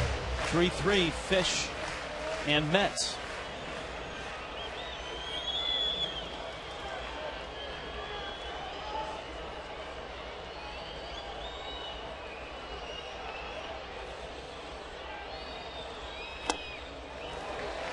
Three and 0. Jeff Conine working hard, intently in preparation for post-game comments. See, that's the cool thing about having Niner on the post-game show, is it's like he's been on deck the whole night. Uggla, little tapper, right, picks it, and throws in time, just in time. He went after a 3-0 pitch and bounced out to David Wright. And the Ramirez goes out to left field and ties this game.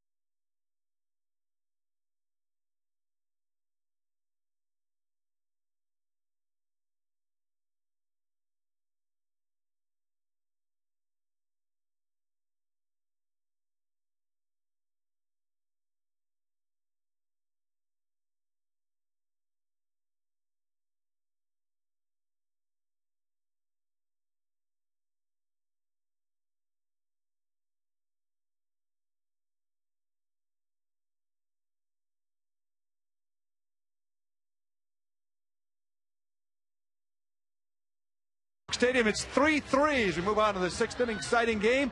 What an exciting guy. Sean the Master Kingston will be performing here tomorrow. Very well known in the reggae music. You got the fusion, the rap going, and the new album out this week. That's exciting stuff.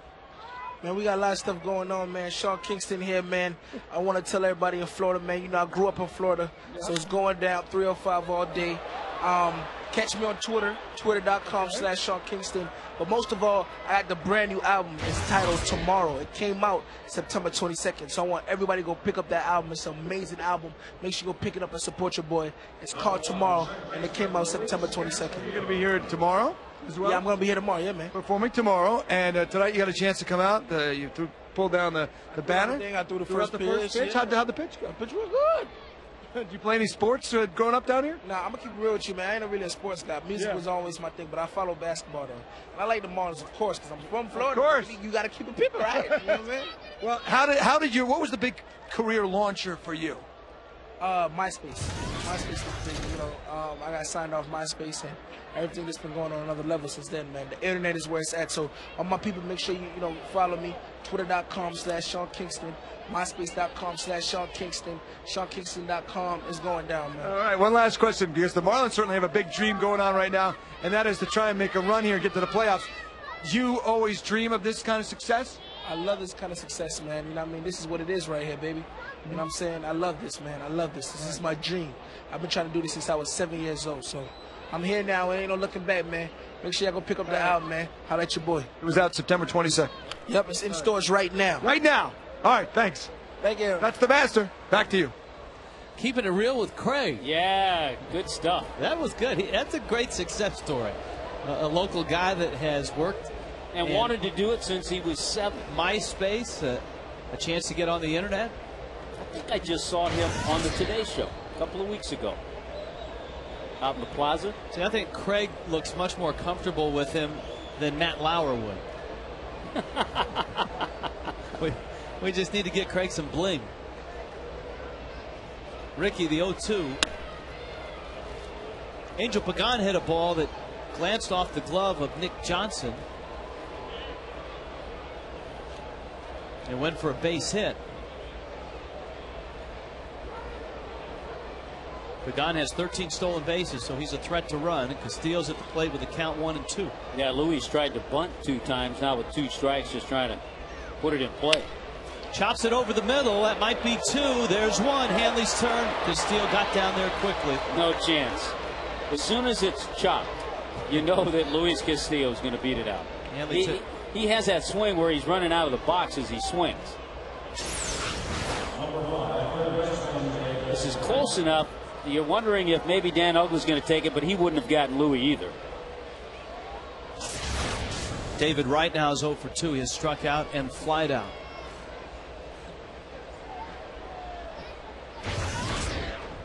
Well, you go back in Ricky's last 20 starts, and we've talked about the numbers, what he's done.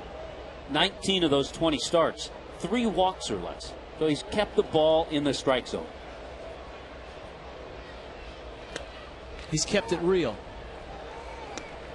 He's kept it real for his people.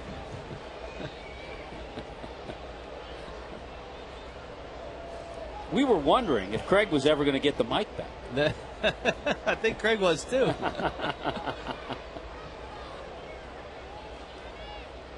But you know, when you're a rapper, you're used to holding the mic. You got to work the mic. You got to work the mic. Yeah. Yeah. At first he said, "Where's the camera?" I said, "Right up there."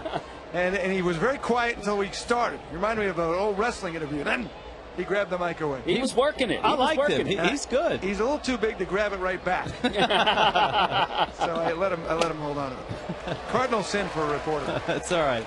It went well. Watch this. Here's the move. Here's the handoff. Did I make a move? I think I made a slight move to get it back. Yeah, but the forearm shiver knocked you right off. That's from those wrestling days, Craig. Yeah, that's you right. knew better. I knew. I learned. One elbow from Andre the Giant, and I learned my lesson.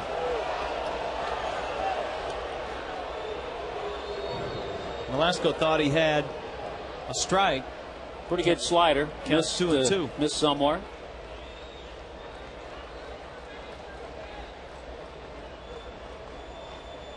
Castillo certainly has base stealing speed at first. Louis has swiped 19 bases.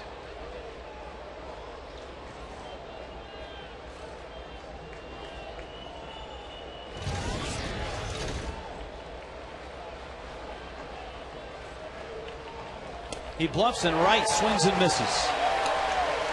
Another strikeout for Nolasco. Second time he's got David Wright. This November, you can train to be an umpire. The 2009 Major League Baseball umpire camp. We got to see if Bill Hahn will be appearing. It's at the Youth Academy in Compton.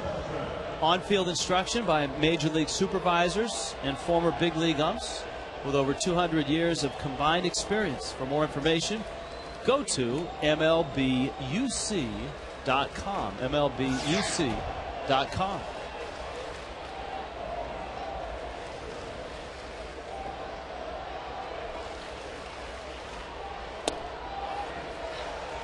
Nolasco misses.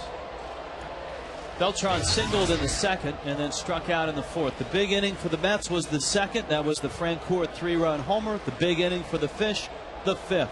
That was the Hanley Ramirez 3-run homer.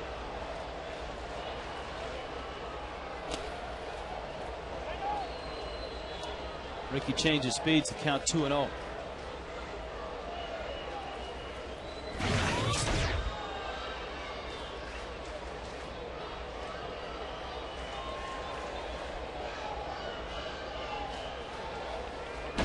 John West, John Maine tomorrow.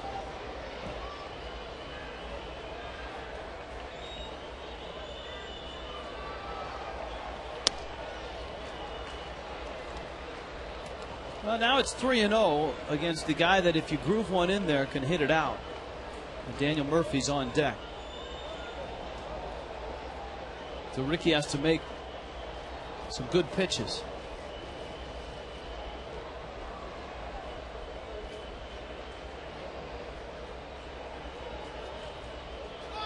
Runner goes. It's a strike. And the throw not in time. Kind of an interesting time to steal. It was effective. It worked.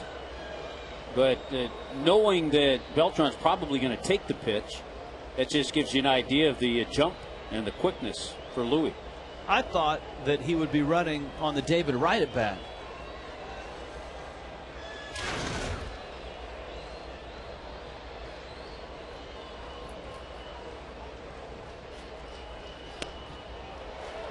Boy, just missed. Not by much.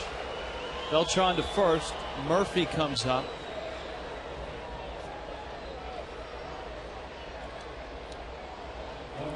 Nolasco's pitch count is at 83. First walk of the game for Ricky. Rockies on top 1-0 over St. Louis. That's third inning. Aaron Cook against Chris Carpenter.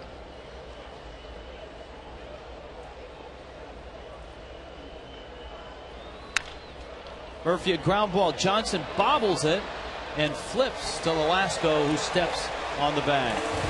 Inning over. 3-3. The bottom of the sixth we go.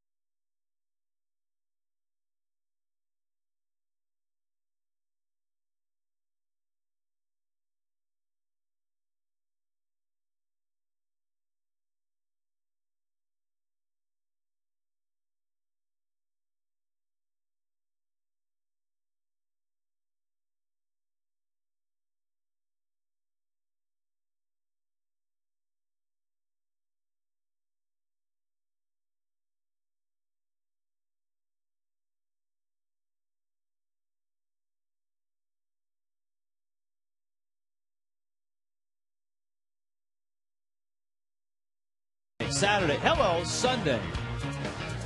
Nothing like a visit from the Fanatic. We love it when the Fanatic stops by. Yeah. I think that was just before I got a face full of fuzz. He just increases the energy in the booth.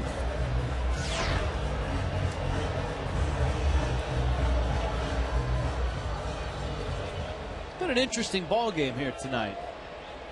The Mets came out, got the 3 early runs. The Marlins had base runners but couldn't get the big hit against Tim Redding until Hanley knocked one out. That was a big hit. That was a 3-run homer. That came with 2 outs in the 5th. Here in the 6th, Baker, Ross, and Maben. Bake takes down low.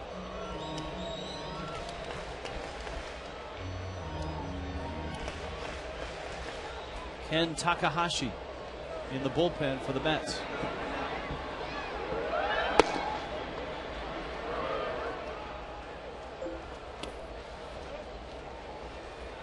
Two one. There is Sanchez. Brian getting ready. Boy, it was a wild night for closers last night. Boy, it seems like the last couple of weeks. How many times have we said that? Diving stop, Castillo on his knees. That is a terrific play from a Gold Glover 3 times over. 3-time Gold Glover. Gave one of those Gold Gloves to Perry Hill, his infield instructor when he was with the Marlins, because he appreciated what Perry Hill taught him and worked with him on for so many years. Just a great play by Louis.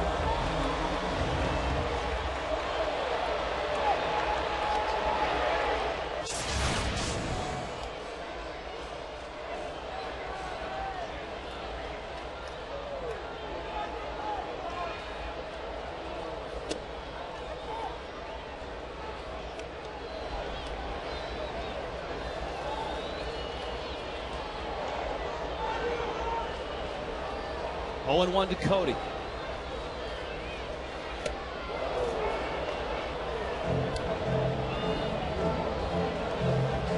Nice crowd tonight. Upper deck filled out pretty well. 39,031 here for this one.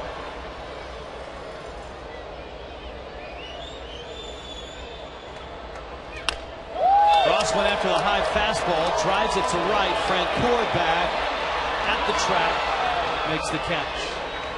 Jeff Francoeur doesn't have the greatest speed, but he catches everything he gets to. Yeah, he does. He gets pretty good jumps. Not great speed, but a strong arm, and usually piles up a number of assists during the year.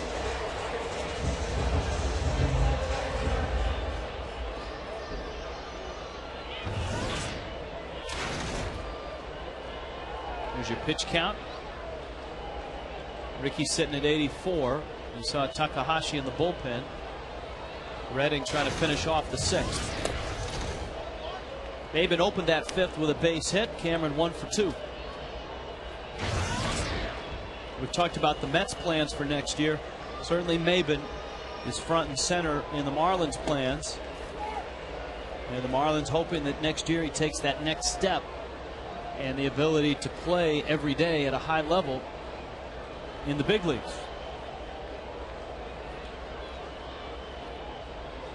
I was talking to a scout a couple nights ago about young players, and Maben's name came up. And he said, remember, he's only 22. 22 years old. And he had his struggles to start this year.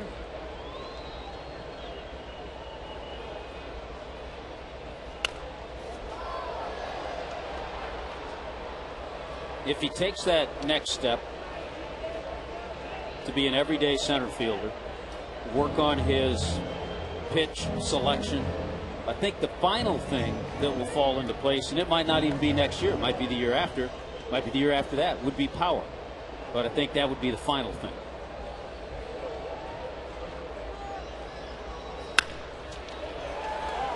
Pulls it in the hole. Hernandez straightens up and throws him out. 1-2-3 inning for the Fish in the 6th. We've played 6. Nothing decided yet. 3-3.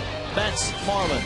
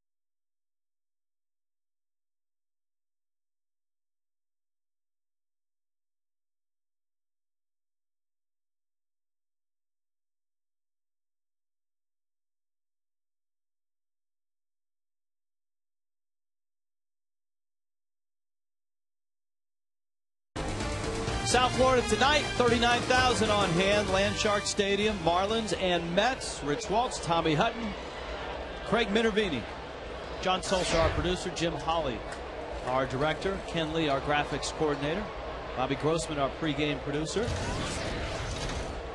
Our crack staff firmly in place. Francoeur goes after the first pitch and pops it foul.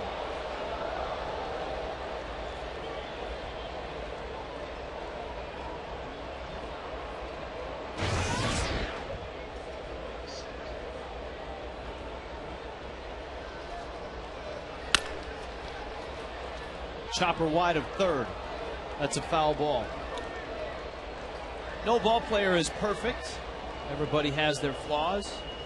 And I think with Jeff Francoeur, one of the things that I don't want to say it drove the Braves nuts, but I know it frustrated many in the Braves front office. His aggressiveness, and at times his over-aggressiveness at the plate. Got him in trouble. His average came down. 0-2. Fastball fouled back. I think he's turned it around a little bit with the Mets. As I mentioned, 68 games with the Mets. Now he's hit over 300.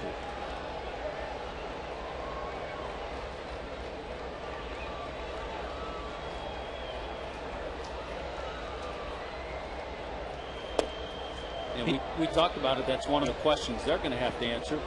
Is Jeff Francoeur our right fielder next year? He's not that modern day slugger who will strike out and walk a lot. He'll strike out, but he doesn't walk much at all. 22 walks this year, 88 punch outs.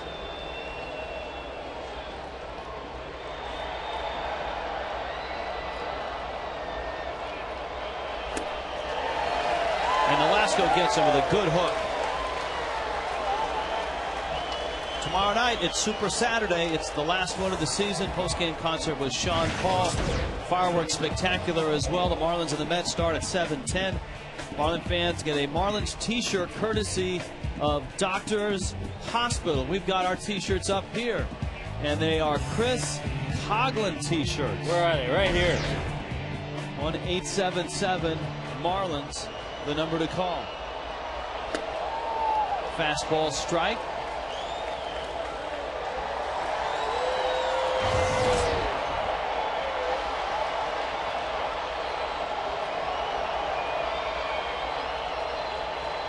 Oh, 1 pitch. Fouled off. Here they are. Hey, that's a great shirt. That's tomorrow night on Super Saturday. Yeah, Marlins. Nice shirt. I like this. I'll bring this on the road trip. I don't know if they're going to let you in the ballpark in Atlanta with that on, though. Might look good with a sweater vest. I'll say one thing. Looking at the temperatures, a sweater vest or two may be needed. See, I haven't even gone that far. Yeah.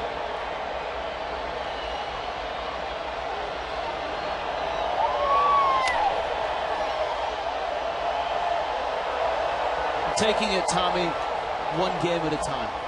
That's because wherever we are, our backs will be against the wall. As far as I'm concerned, there's no tomorrow. Every day is like the last day. Just trying to turn the page here. Velasco misses outside. We could do a whole broadcast with cliches. You know what? The sad part is we probably have. At some point in this long season. 2-2 coming. Ah, Ricky. Good fastball. Let's check in and see what's going on in baseball. I need some music for Super Scoreboard. Gigante. Atlanta's up. Not taking Javier Vasquez very long in Washington. Colorado's up. The Cubs and Giants have yet to start. We may have to change the name of Super Scoreboard Gigante, because since we named it that, the Marlins have caught the Giants. So we may dive back into our emails with all the many suggestions we had. Humongo board, I know, was up there. That was one of my top 3.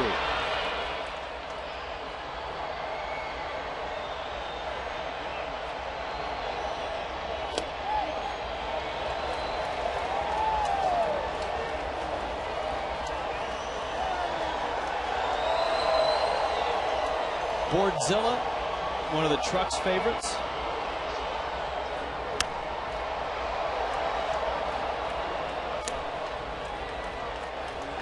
There was one that was just hurry up and lose scoreboard.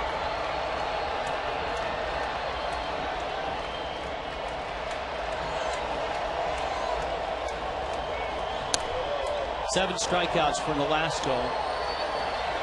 Aside from the one pitch to Jeff Francoeur, he's been splendid tonight. The 3-run homer was back in the 2nd. Look at the consistency in the pitches by inning. Another good breaker, and it's 2-2. He's walked 1. Given up just 1 hit since that 2nd inning.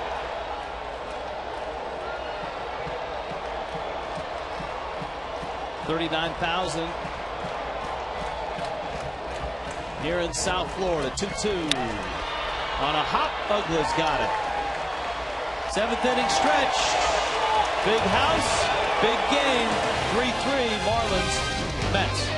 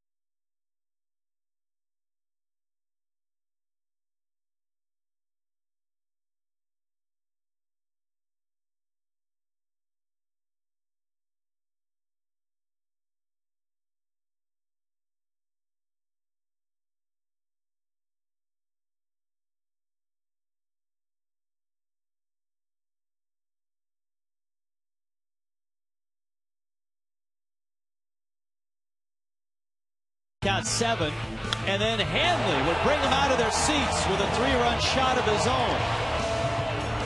And there was much rejoicing. The Marlins and the Mets 3-3, bottom 7. Ricky is done for the night as he's due to lead off here in the bottom of the 7th.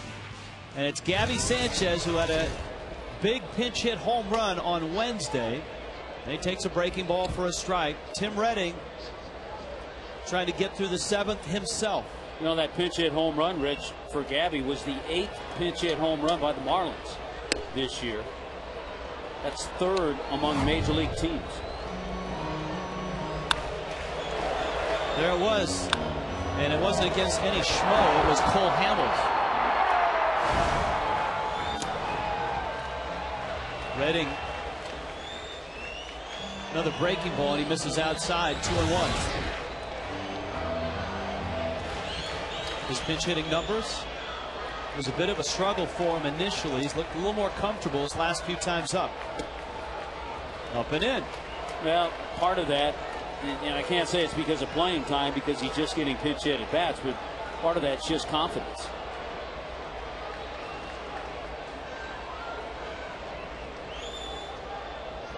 That's in, and Sanchez works to walk, and that's something that Gabby has shown, Tommy, coming up through the minor leagues. Very good plate discipline, and he will take the walk. Jerry Manuel trots out, so does Emilio Bonifacio. Sanchez, a pinch hit walk. Bonnie is going to run for him, and the Mets are going to go to the bullpen. Marooney called to the pen.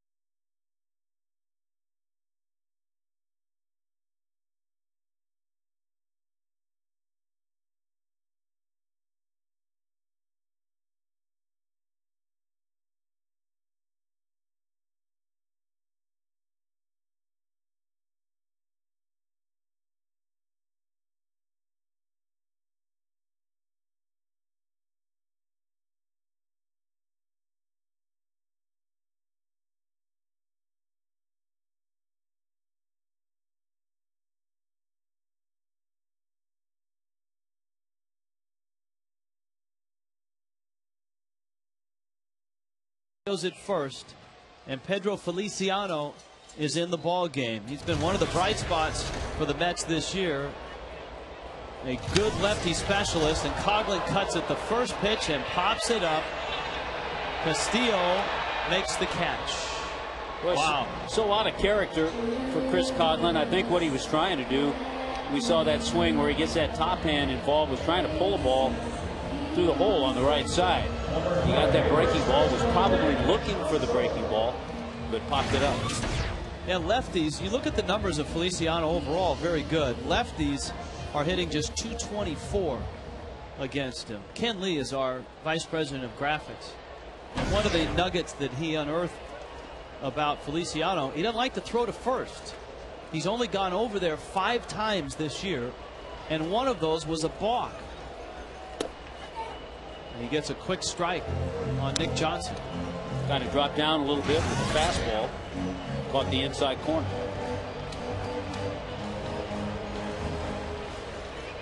You would think a guy like this who comes into the ball game with runners on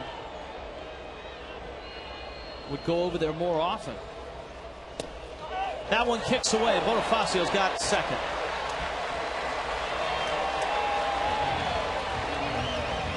You can see also, though, that he's quick to the plate. It's ruled a wild pitch, but certainly looked catchable from the young catcher Josh Tolley. But yeah, he has not much of a leg kick and is real quick to the plate.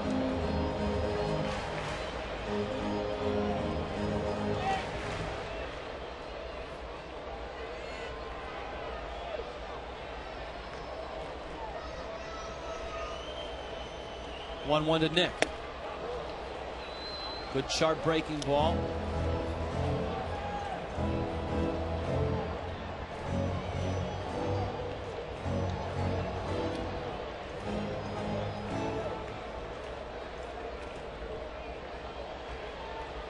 One and two on Nick Johnson.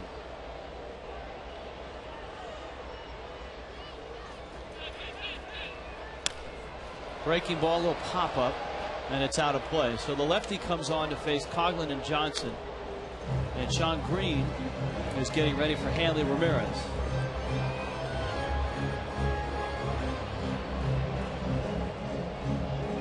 Nick, stuck in that 0 for 20 slump, did walk his last time up.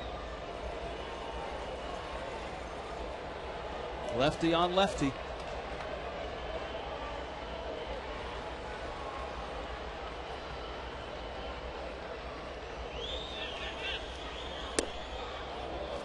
just missed.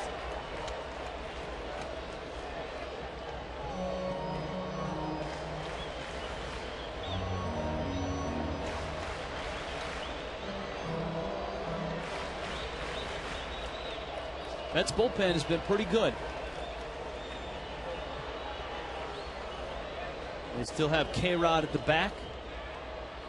And some serviceable arms before him. Guys that can specialize. Johnson looked like he injured himself on that swing. Remember, he's playing with a tender hamstring.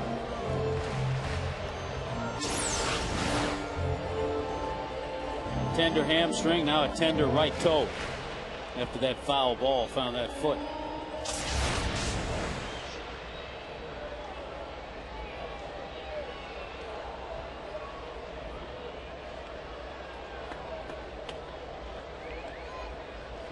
Great speed at second. 1 out. Tie game. Bottom 7. Whew. Feliciano wants to know where that missed. And again, I think because of the reputation of Nick Johnson, he gets that call.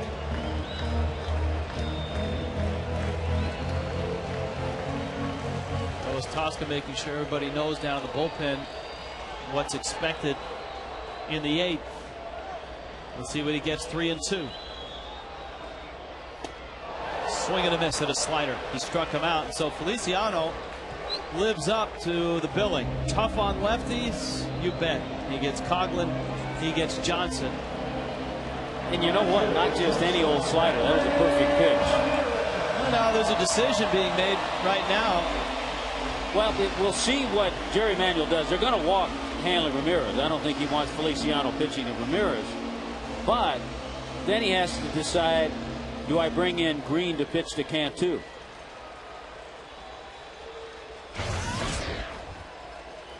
So Hanley's not going to get a chance. So he may have done that anyway, and instead of having Green walk the hitter when he comes into the game, he's going to have Feliciano do it. Then he'll bring in Green.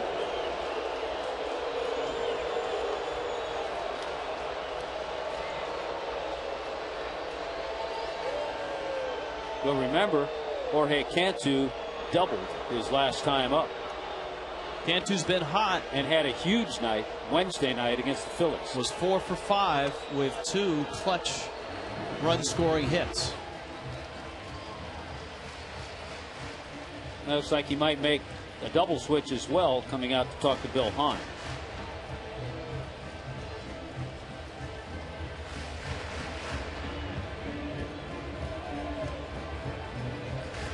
Felicia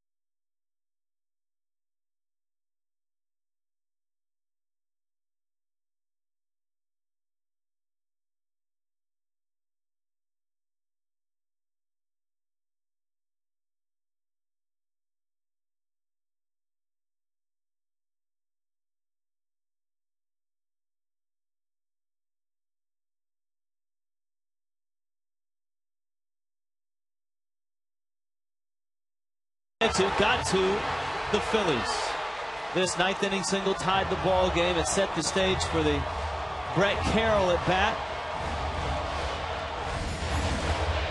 And it's Cantu who's square in the middle of it again against Sean Green, a guy that Cantu has faced. And a guy that Cantu has had some success against. In his career, he's 3 for 6 with a home run against this side-arming, sometimes submarining right-hander. One of the keys to Jorge Cantu, we've seen it the last couple of years, when he gets in this situation, 91 RBIs, he doesn't try to do too much. And a lot of line drives, he'll go to right center, he'll pull one down the left field line. Fastball strike one, inside corner. And it's 0-1. Bonifacio, Hanley. So you've got two of the fastest Marlins on base. Ryan Schneider comes in as part of a double switch. And Green misses low and inside. Green came over with J.J. Putz from Seattle. There's another injury that the Mets have had. Putz has been out throughout the year. Yeah, he was going to be the regular setup guy for K-Rod.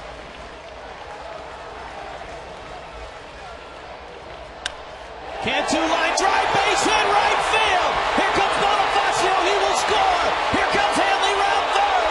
Here comes a throw. He's gonna score. Just like we talked about. He'll go to left. He'll go up the middle. He'll find right field for some RBIs. Yeah, a little smile by Jorge Cantu. 2 more RBIs. Just a little hesitation in Luis Castillo as he got the relay throw from Francoeur.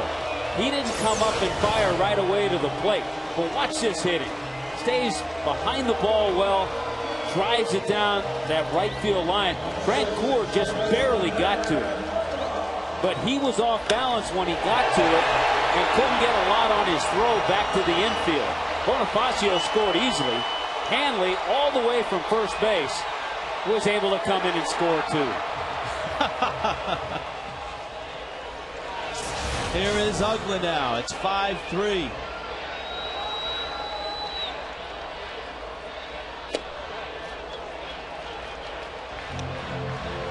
Green throws a strike.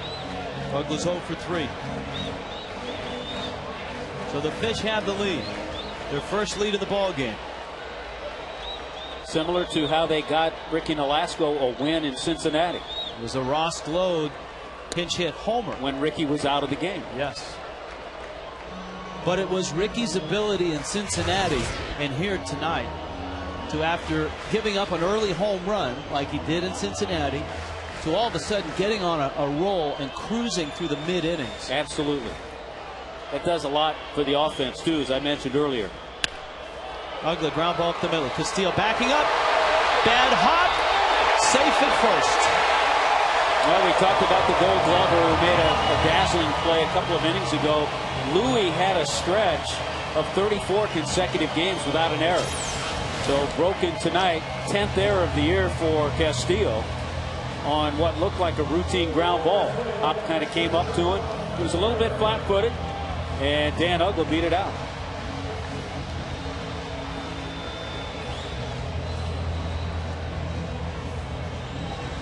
John Baker is due up. Jerry Manuel's going to go to the bullpen. The Marlins have a 5-3 lead. They chase Green, a Marooney called to the pen.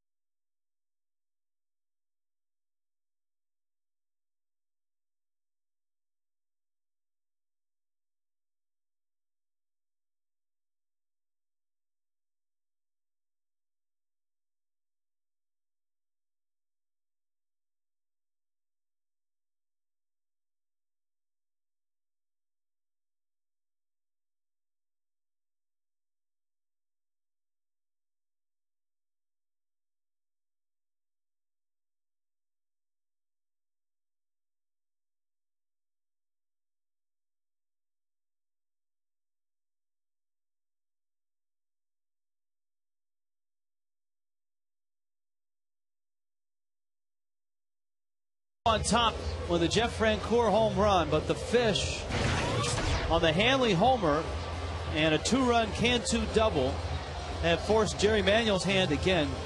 Ken Takahashi takes over for Sean Green. Well, that puts the ball in Freddie's court. Freddie decides to pinch hit for John Baker with Wes Helms.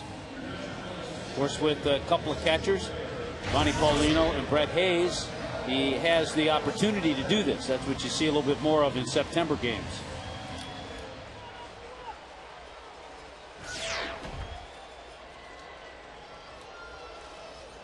So Helms stands in. The Marlin pinch hitters have been terrific this year. Helms and Glode in particular. Well, as Tommy pointed out, Gabby Sanchez has joined that party in the last couple of weeks. And you know what? I'm sure he's learning a lot from Wes Helms and Ross Glode, too. As has Brett Carroll.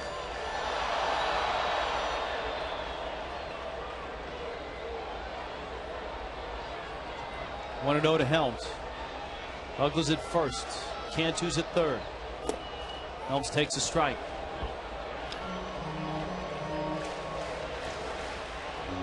Brendan Donnelly getting loose.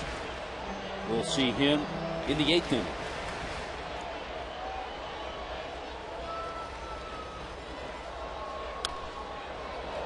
Fastball got in on him. It's 1-2.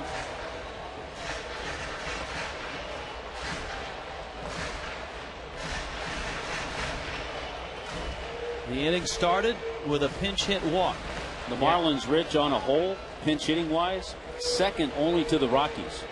Pinch hit average 274. Rockies at 294 off the bench. Helms strikes out. Takahashi goes up with a fastball and gets him. Inning over, but Jorge Cantu has an enormous hit. Second double of the night. This one drives in 2, and it's 5-3.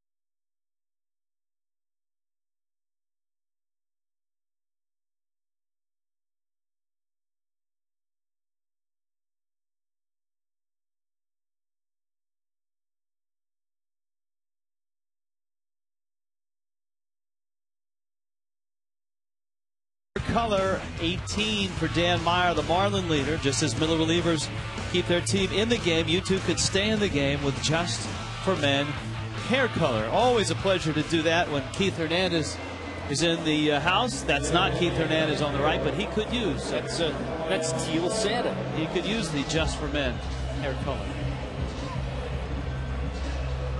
Wes Helms stays in the ball game, and few changes in this inning. He's going to be at third base, and it's going to move Cantu over to first. Donnelly comes in to pitch.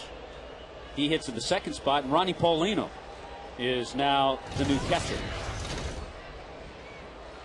Donnelly fires a strike to Brian Schneider, and of course Schneider came in as part of the double switch in the bottom of the 7th. Donnelly's numbers, very good.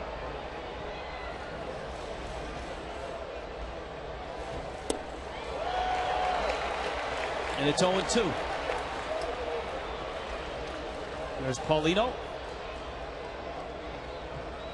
Yeah, you get to the last couple of innings, last 3 innings, you can do a lot of mixing and matching with the extra players.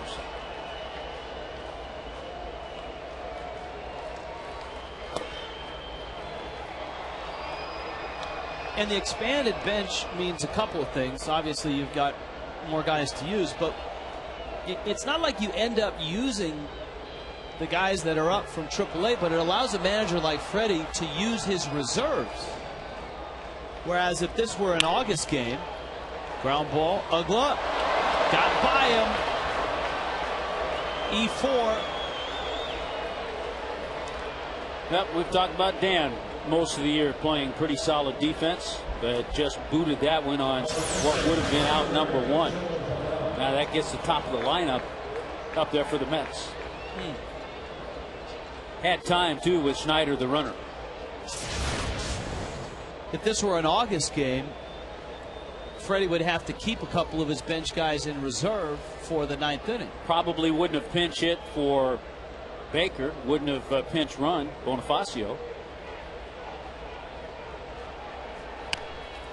There's a bunt. Helms comes in, bare hands, not nearly in time, and the Mets are set up with runners at first and second to open up the 8th inning.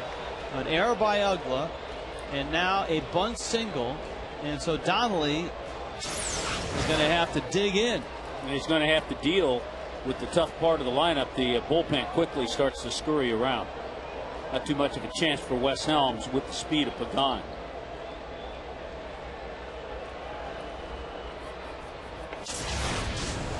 So the infield gathers around Donnelly.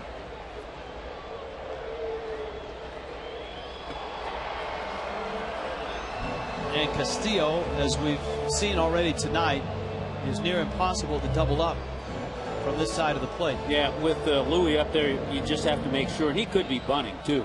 They could be playing to get this tied back in the game. With Louis, you just have to make sure you get an out. It's one of the concerns with Donnelly on the mound. Remember, he pulled the calf muscle coming off the mound about a month ago.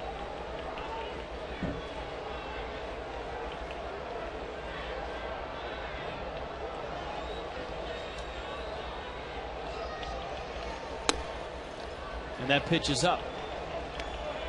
The danger here, Tommy, and we've seen it a few times, when you've got first and second and you're covering a bunt up the third baseline with the pitcher, if you've got a bunter as fast as Castillo, that can turn into a base hit. There's the bunt. Helms bare hands and makes the throw just in time. It was hard enough that Helms had to come down and get it. But Castillo sets up right, and Beltran now with second and third. Beautiful bunt. Couldn't have been placed in a better spot, and a nice play by Wes Helms. He knew that he had to barehand it to get Castillo. David Wright is 0 for 3. Has struck out twice and flied out.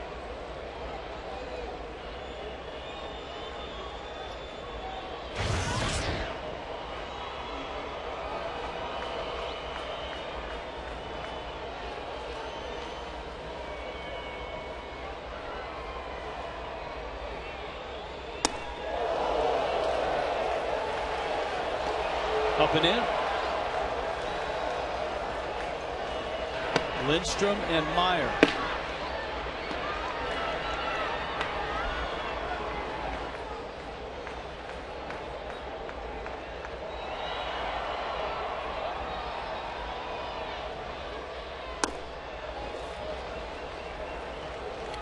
Two and 0.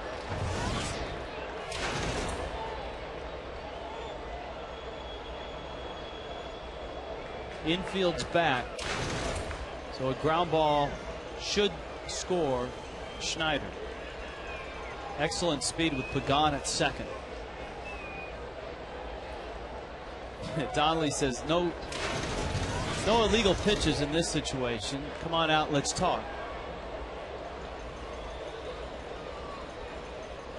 I still love the story he told when he came into a game at Fenway Park when he was with the Angels and forgot that he had a ball in his back pocket and made a pitch, and then somebody noticed it.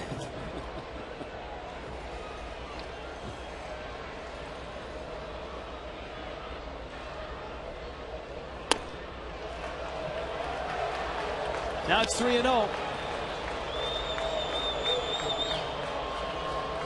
And Beltran waits. Donnelly's made good pitches up until this at bat, but an Ugla error, a bunt single, and a sac bunt.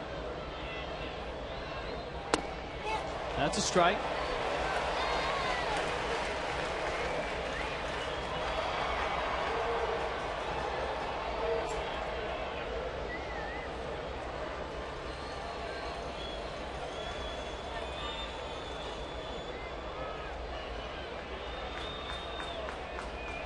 Three-one. Got another.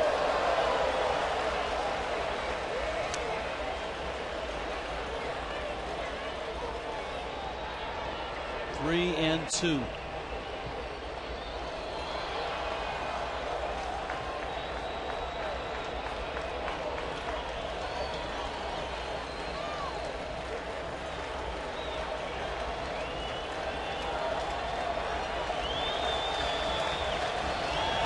Three-two. Swing, and it pops out of the glove of Paulito.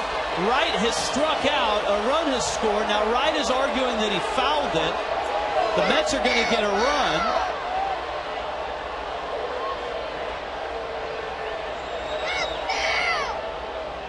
And David Wright is out. You could read Bill Hahn's lips that that's not a foul ball. It's odd here because the Mets are arguing against scoring a run.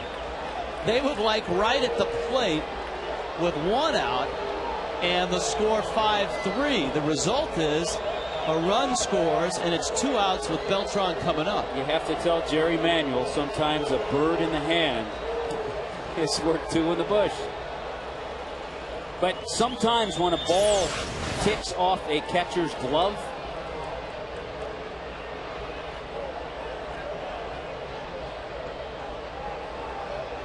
you hear the sound and you think foul ball.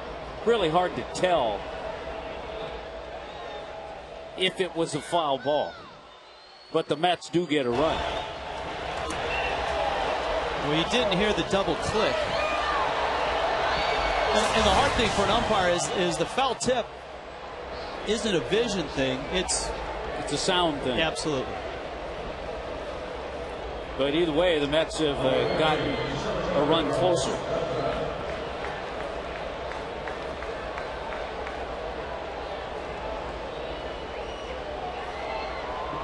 And Pagan has got 90 feet closer. And Beltran's up. Can't afford to have another one go to the screen. Change up by Donnelly.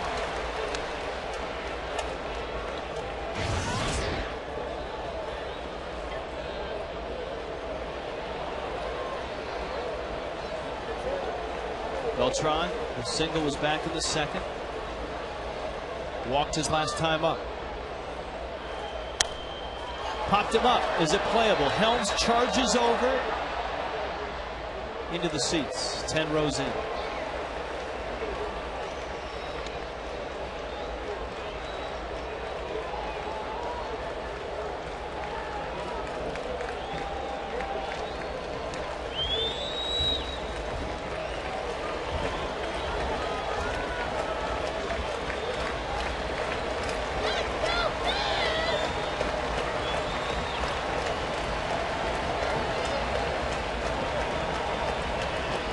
Coming. Got him. Fastball. Mets get a run. Donnelly finishes the inning and holds the lead. Bottom of the 8th coming up. 5-4 Fish.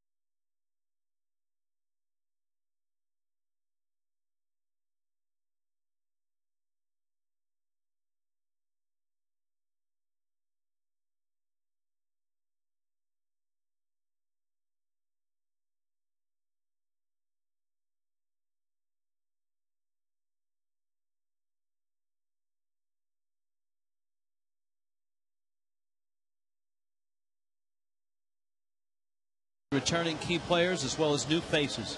Florida Panthers preseason special Saturday at 5 on Fox Sports Florida.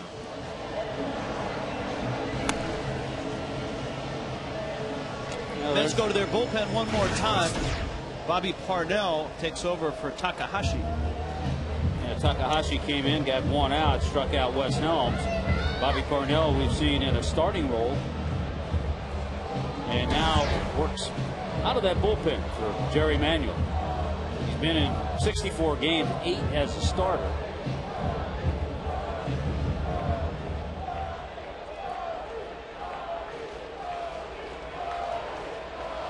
Cody Ross, who is 0 for 3.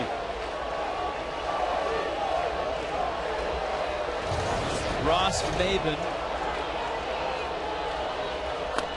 and Parnell comes up and in against Cody. The big hits in this one for the Fish: the 3-run homer by Hanley, the 2-run double by Cantu.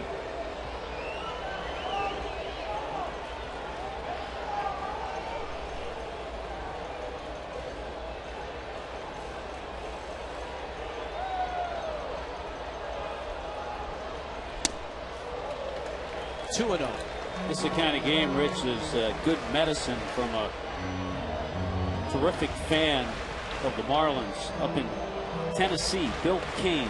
Got a nice letter from Bill Kane about he's had some health problems, moved to Tennessee, came to a lot of games when living in South Florida. Can't wait to attend his first game at the new ballpark in 2012.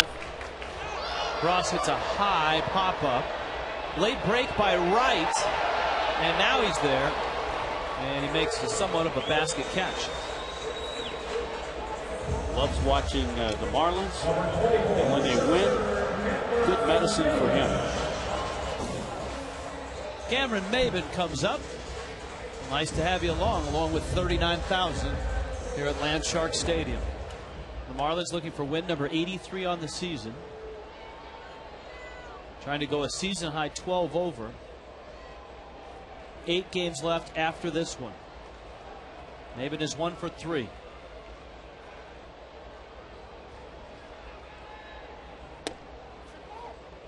Parnell catches the outside corner. Well, the Cardinals just can't score in Colorado tonight. It's the bottom of the 6th. 1-0. Rockies on top of the Cardinals. Aaron Cook must be getting a lot of ground balls. Maben gets jammed.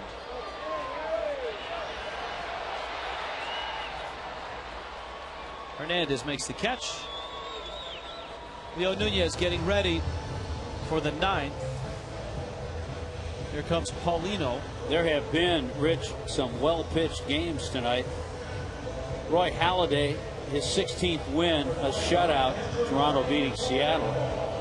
How about Javier Vasquez against Washington? 3 hits and 1 run in 9 innings to win his 15th game. So the Braves stay hot. Jake Peavy is dealing in Chicago against Detroit. That's not good news for Tiger fans. Good news for the Twins, though. Wright backs up, gets Paulino. Leo Nunez coming out of the bullpen, trying to protect a 1-run lead in South Florida tonight.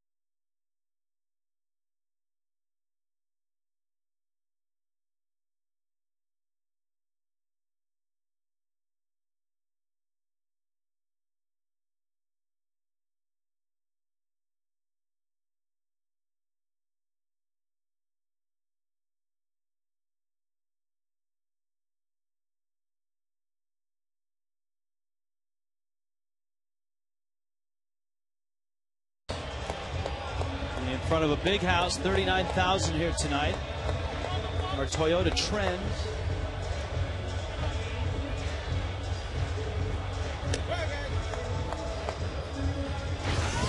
There it is. Mets are 4-14 and have won back-to-back games just once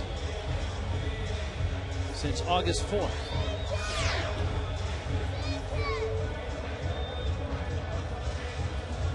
I think that's supposed to be since September 4th. But they certainly were swept away by Atlanta.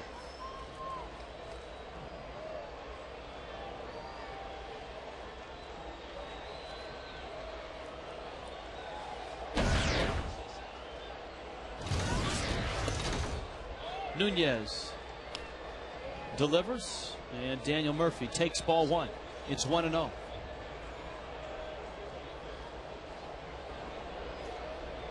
Francoeur to follow, and there's a strike.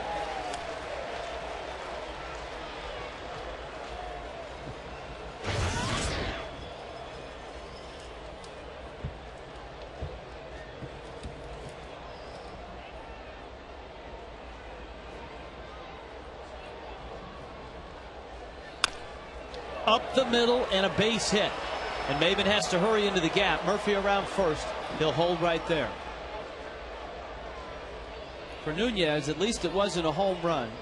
Of his 13 home runs, 7 have been to the first batter that he has faced. Wow, a 2-hit night for Daniel Murphy. And then we got Francoeur, then a pinch hitter. Could be Sullivan, could be Reed. Boy, if you're Nunez now, you got to be careful with Francoeur, because if you go right after him and you send one right down the middle of the plate, he's liable to hit another one out. Yeah, first pitch, fastball hitter. That's why you give him a changeup, and he chases it.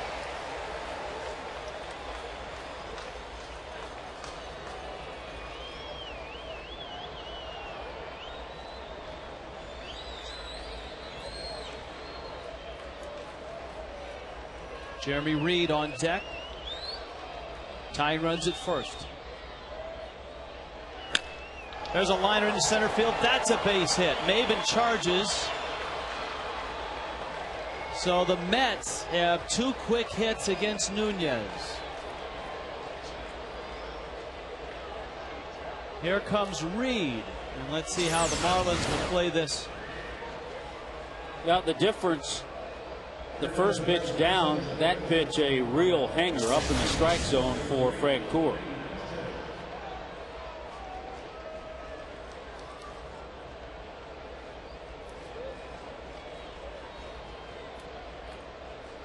Mark Wiley's going to join the conference, and a lot of this has to do with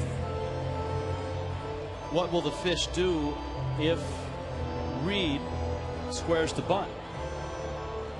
Well, you have Reed up there. I'm guessing he is. And you have Corey Sullivan on deck. He would pinch hit for Anderson Hernandez. Then it's the number 9 spot where Brian Schneider is. Our Mercedes E-Class assist of the game. John Baker with some help from Hanley. Nice pick and tag by Hanley Ramirez.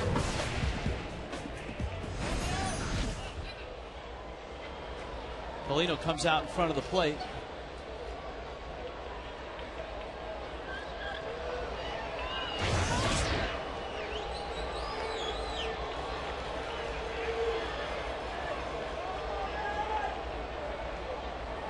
He does square. They throw behind the runner, and Hanley. Good play by Hanley. Knocks it down. Yeah, because he knew that he wasn't going to get the runner. Wasn't going to get the out. So he backpedaled, backed off the bag so he could cradle that ball in front of him. Good thought by Ronnie Paulino. It was not a strike. And then Hanley stays back and just keeps it in front of him and makes a grab. A lot of pressure on the infield right now. Reed squares. That's not a strike. And it's 2-0.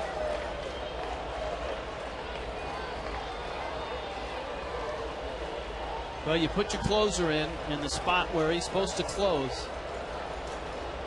And Nunez right now is struggling. 3-0. Wow. He's trying to give him an out. Jeremy Reed is trying to make an out. And Leo Nunez can't throw a strike to him.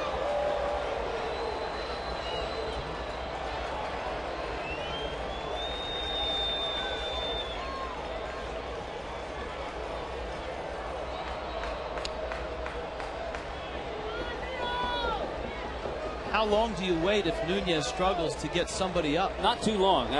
This isn't a situation where you let him try to work through things. This is not a Brad Lidge situation. You're trying to win every game like it's a last game of the World Series. So I don't think you wait too long. So on 4 pitches, he walks a man that was trying to bunt.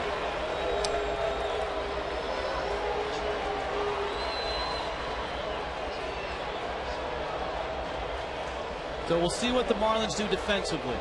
You would expect up the middle they'll be back for 2.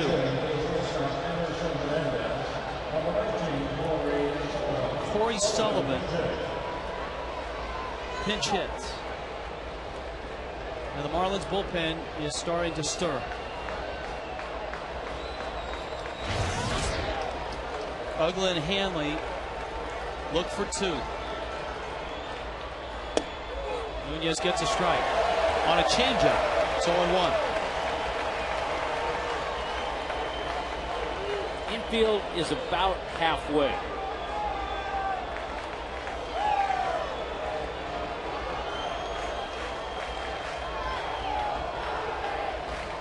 Nunez 0-1 pitch.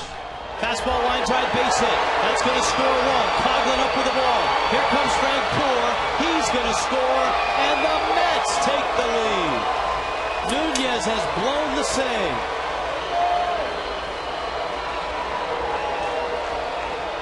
Well, he's blown the save and he's given the lead to the Mets.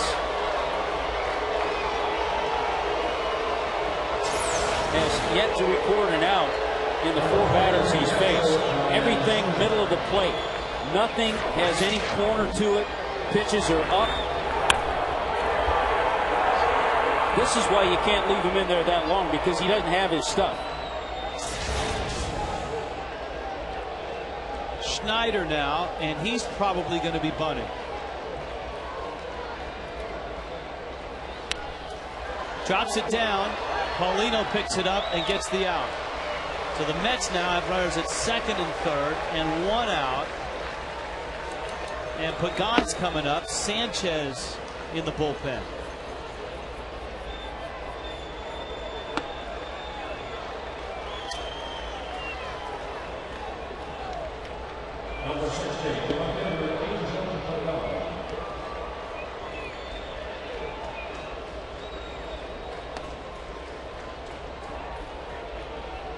Now the infield has to come in, and you know who the Mets are warming up in their bullpen. Francisco Rodriguez.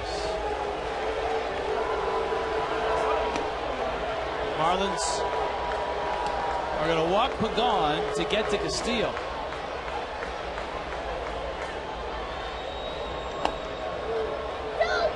Well, there are 2 thoughts with Louis up there, bases loaded. You have to think about squeeze. I don't know if Jerry Manuel would do that with David Wright on deck. More than likely, he's not going to hit a deep fly ball, hitting left-handed. Because you're probably not going to get that double play. Hope you hit a ground ball at somebody or a fly ball that's not deep enough.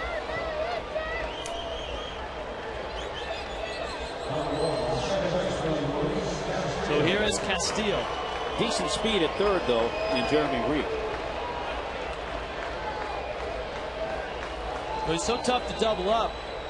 Do you bring your middle infield up, or do you leave him back for 2? I think I'd bring him in a little bit. They may creep in because you can't turn a double play with Luis Castillo unless he hits a hard one-hopper right at short or second.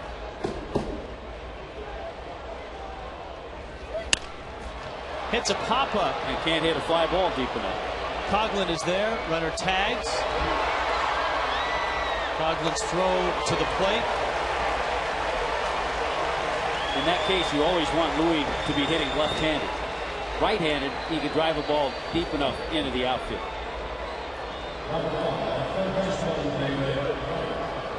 David Wright.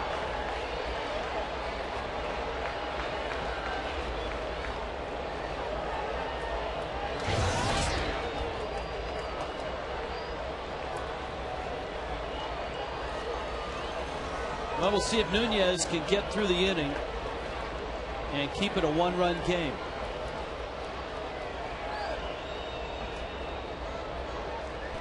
The only good news I've got for you this inning is that the Cardinals have a run in Colorado. It's a 1-1 game in the bottom of the 7th. I got a little more good news for you. When the Marlins bat in the bottom of the 9th, it's back to the top of the order.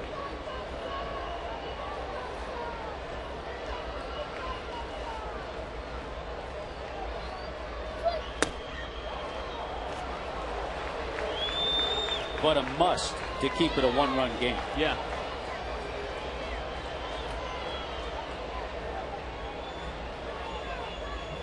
A lot of pressure now on Nunez with the bags loaded. No wiggle room against Wright. He's got to throw strikes. And he's 2-0. He's all over the place. Change-ups up, it's down.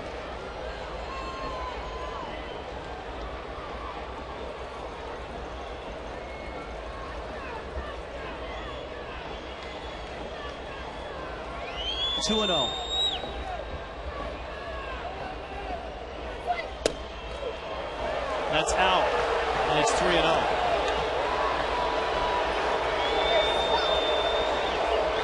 Fell behind 2-0, so then knowing that he had to throw a fastball and that Wright was looking for a fastball, tried to yank it, throw it too hard, and missed the strike zone completely. That's a strike. 98 miles an hour, but it's 3-1, and you know Wright's going to be selective again. Got a break too. This pitch could have been called ball 4.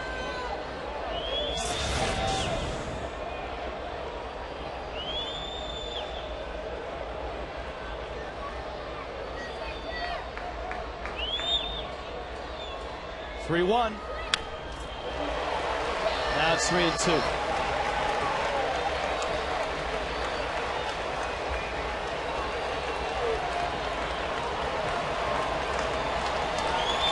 Jerry Manuel and the Mets trying to put a dent in the Marlins postseason drive. They fish 4 back. But now down a run in the 9th. 3-2 coming. Got him. He struck him out. But Nunez blows the save. Gives up the lead. And now the Marlins need a run in the bottom of the 9th.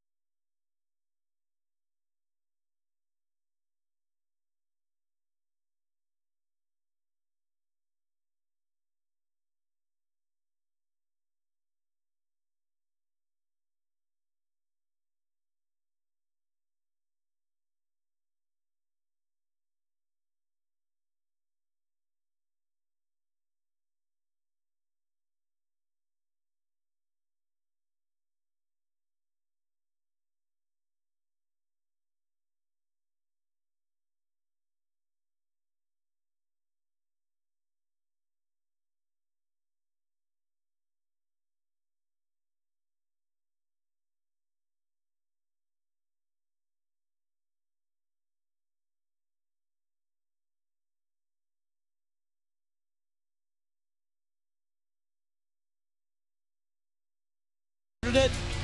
Cantu tied it.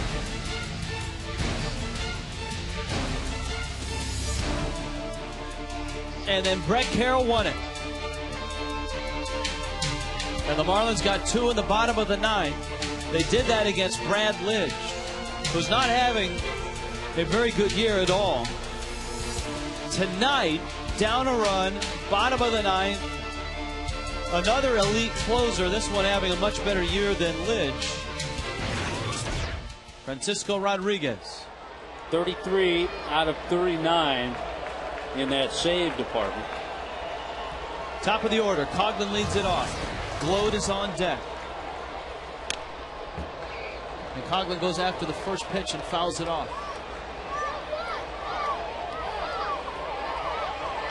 0-1. Well, we've seen Francisco Rodriguez many times. He's got that nasty fastball and changeup combo, and he'll throw a slider too.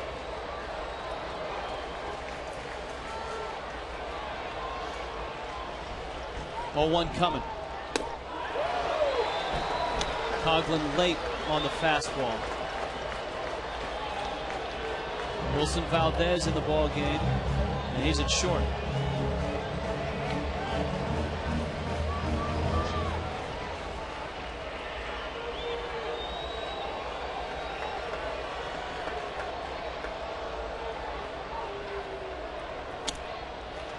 Fastball misses up. So you got Coghlan, Glode, and Hanley. And then, of course, Cantu, if the Marlins can get a runner aboard.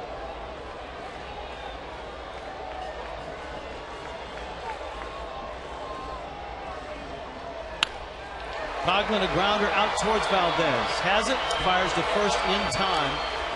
And K-Rod gets the first out of this 9th inning. Haven't seen too many offers from Chris Coghlan. 0 for 4 tonight, unless he gets another shot in extra innings. Here comes Glode. Tommy, in the box score tomorrow, if the Marlins lose this game, you'll see Leo Nunez line, which isn't pretty in the 9th, giving up the 2 runs on 3 hits. But what it might not illustrate, the fact that a Dan Uggla error led to an unearned run in the 8th, and the Ronnie Paulino pass ball also accounted for a run.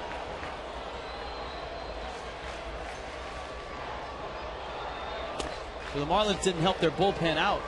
Not at all.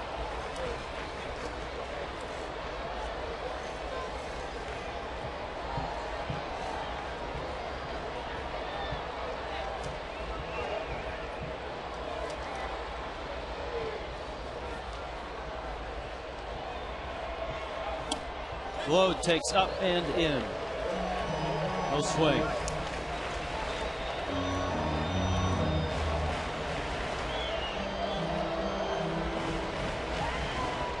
Close and late.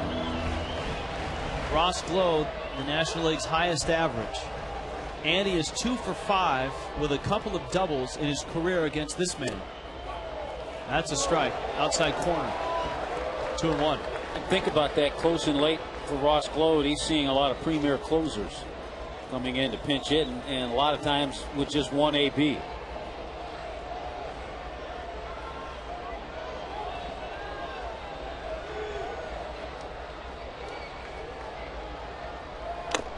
Up. 3-1.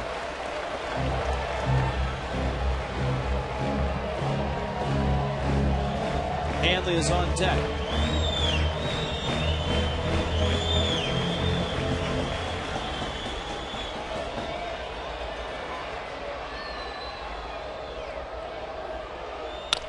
Glode, line drive, base hit. Another pinch hit. Glode is aboard. And the Marlins have a start. Well, the pinch hits just keep on coming from the bat of Ross Glode, number 20 this season, and against one of the toughest. Pitch was down out over the plate. Ross, a good low ball hitter. I know I've said that a few times this year. And rakes it over the head of Castillo. Brett Carroll will pinch run for Glode.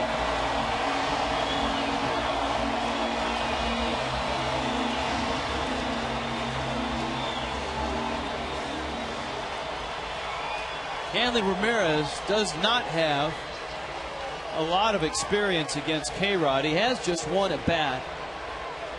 And he has one hit.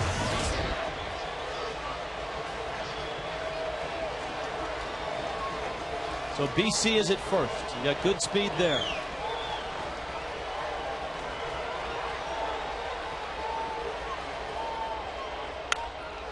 Hanley pops it up, first base side. Murphy for a look, and it's in the seats. By the way, that 20th pinch hit from Ross Glode, setting a new club record, breaking the Lenny Harris record of 19.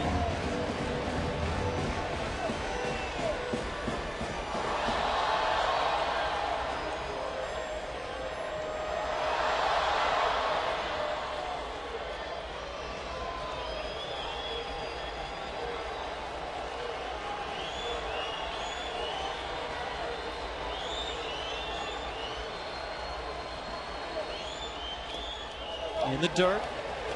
Carroll still at first. 1-1.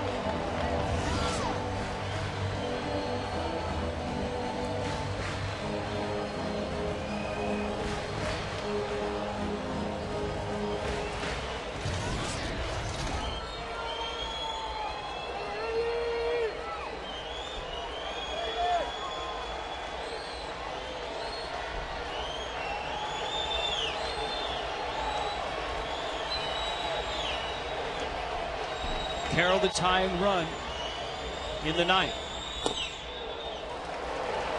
2-1.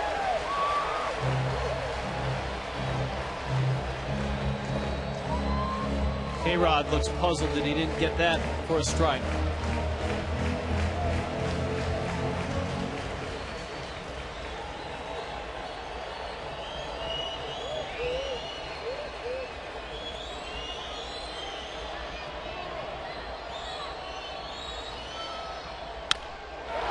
Hanley hits a ball in the air to center field. Beltran makes the catch. Well, it's up to Cantu now. The Marlins are going to keep playing tonight.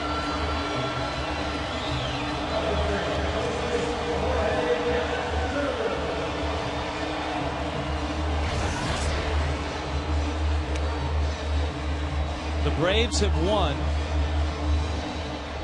The Rockies are tied 1-1 in the 8th. Giants and Cubs just getting underway. Marlins had a 1-run lead going into the 9th. Blow up in their face. Cantu has doubled twice. Lined out, struck out.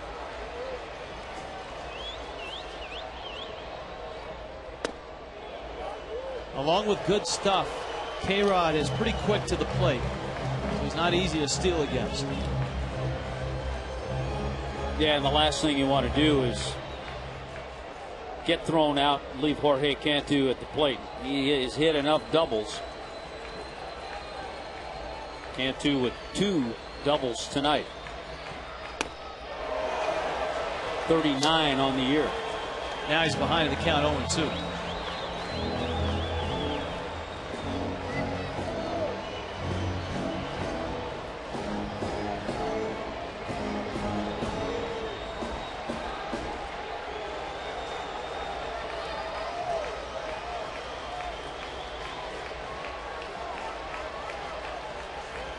Coming.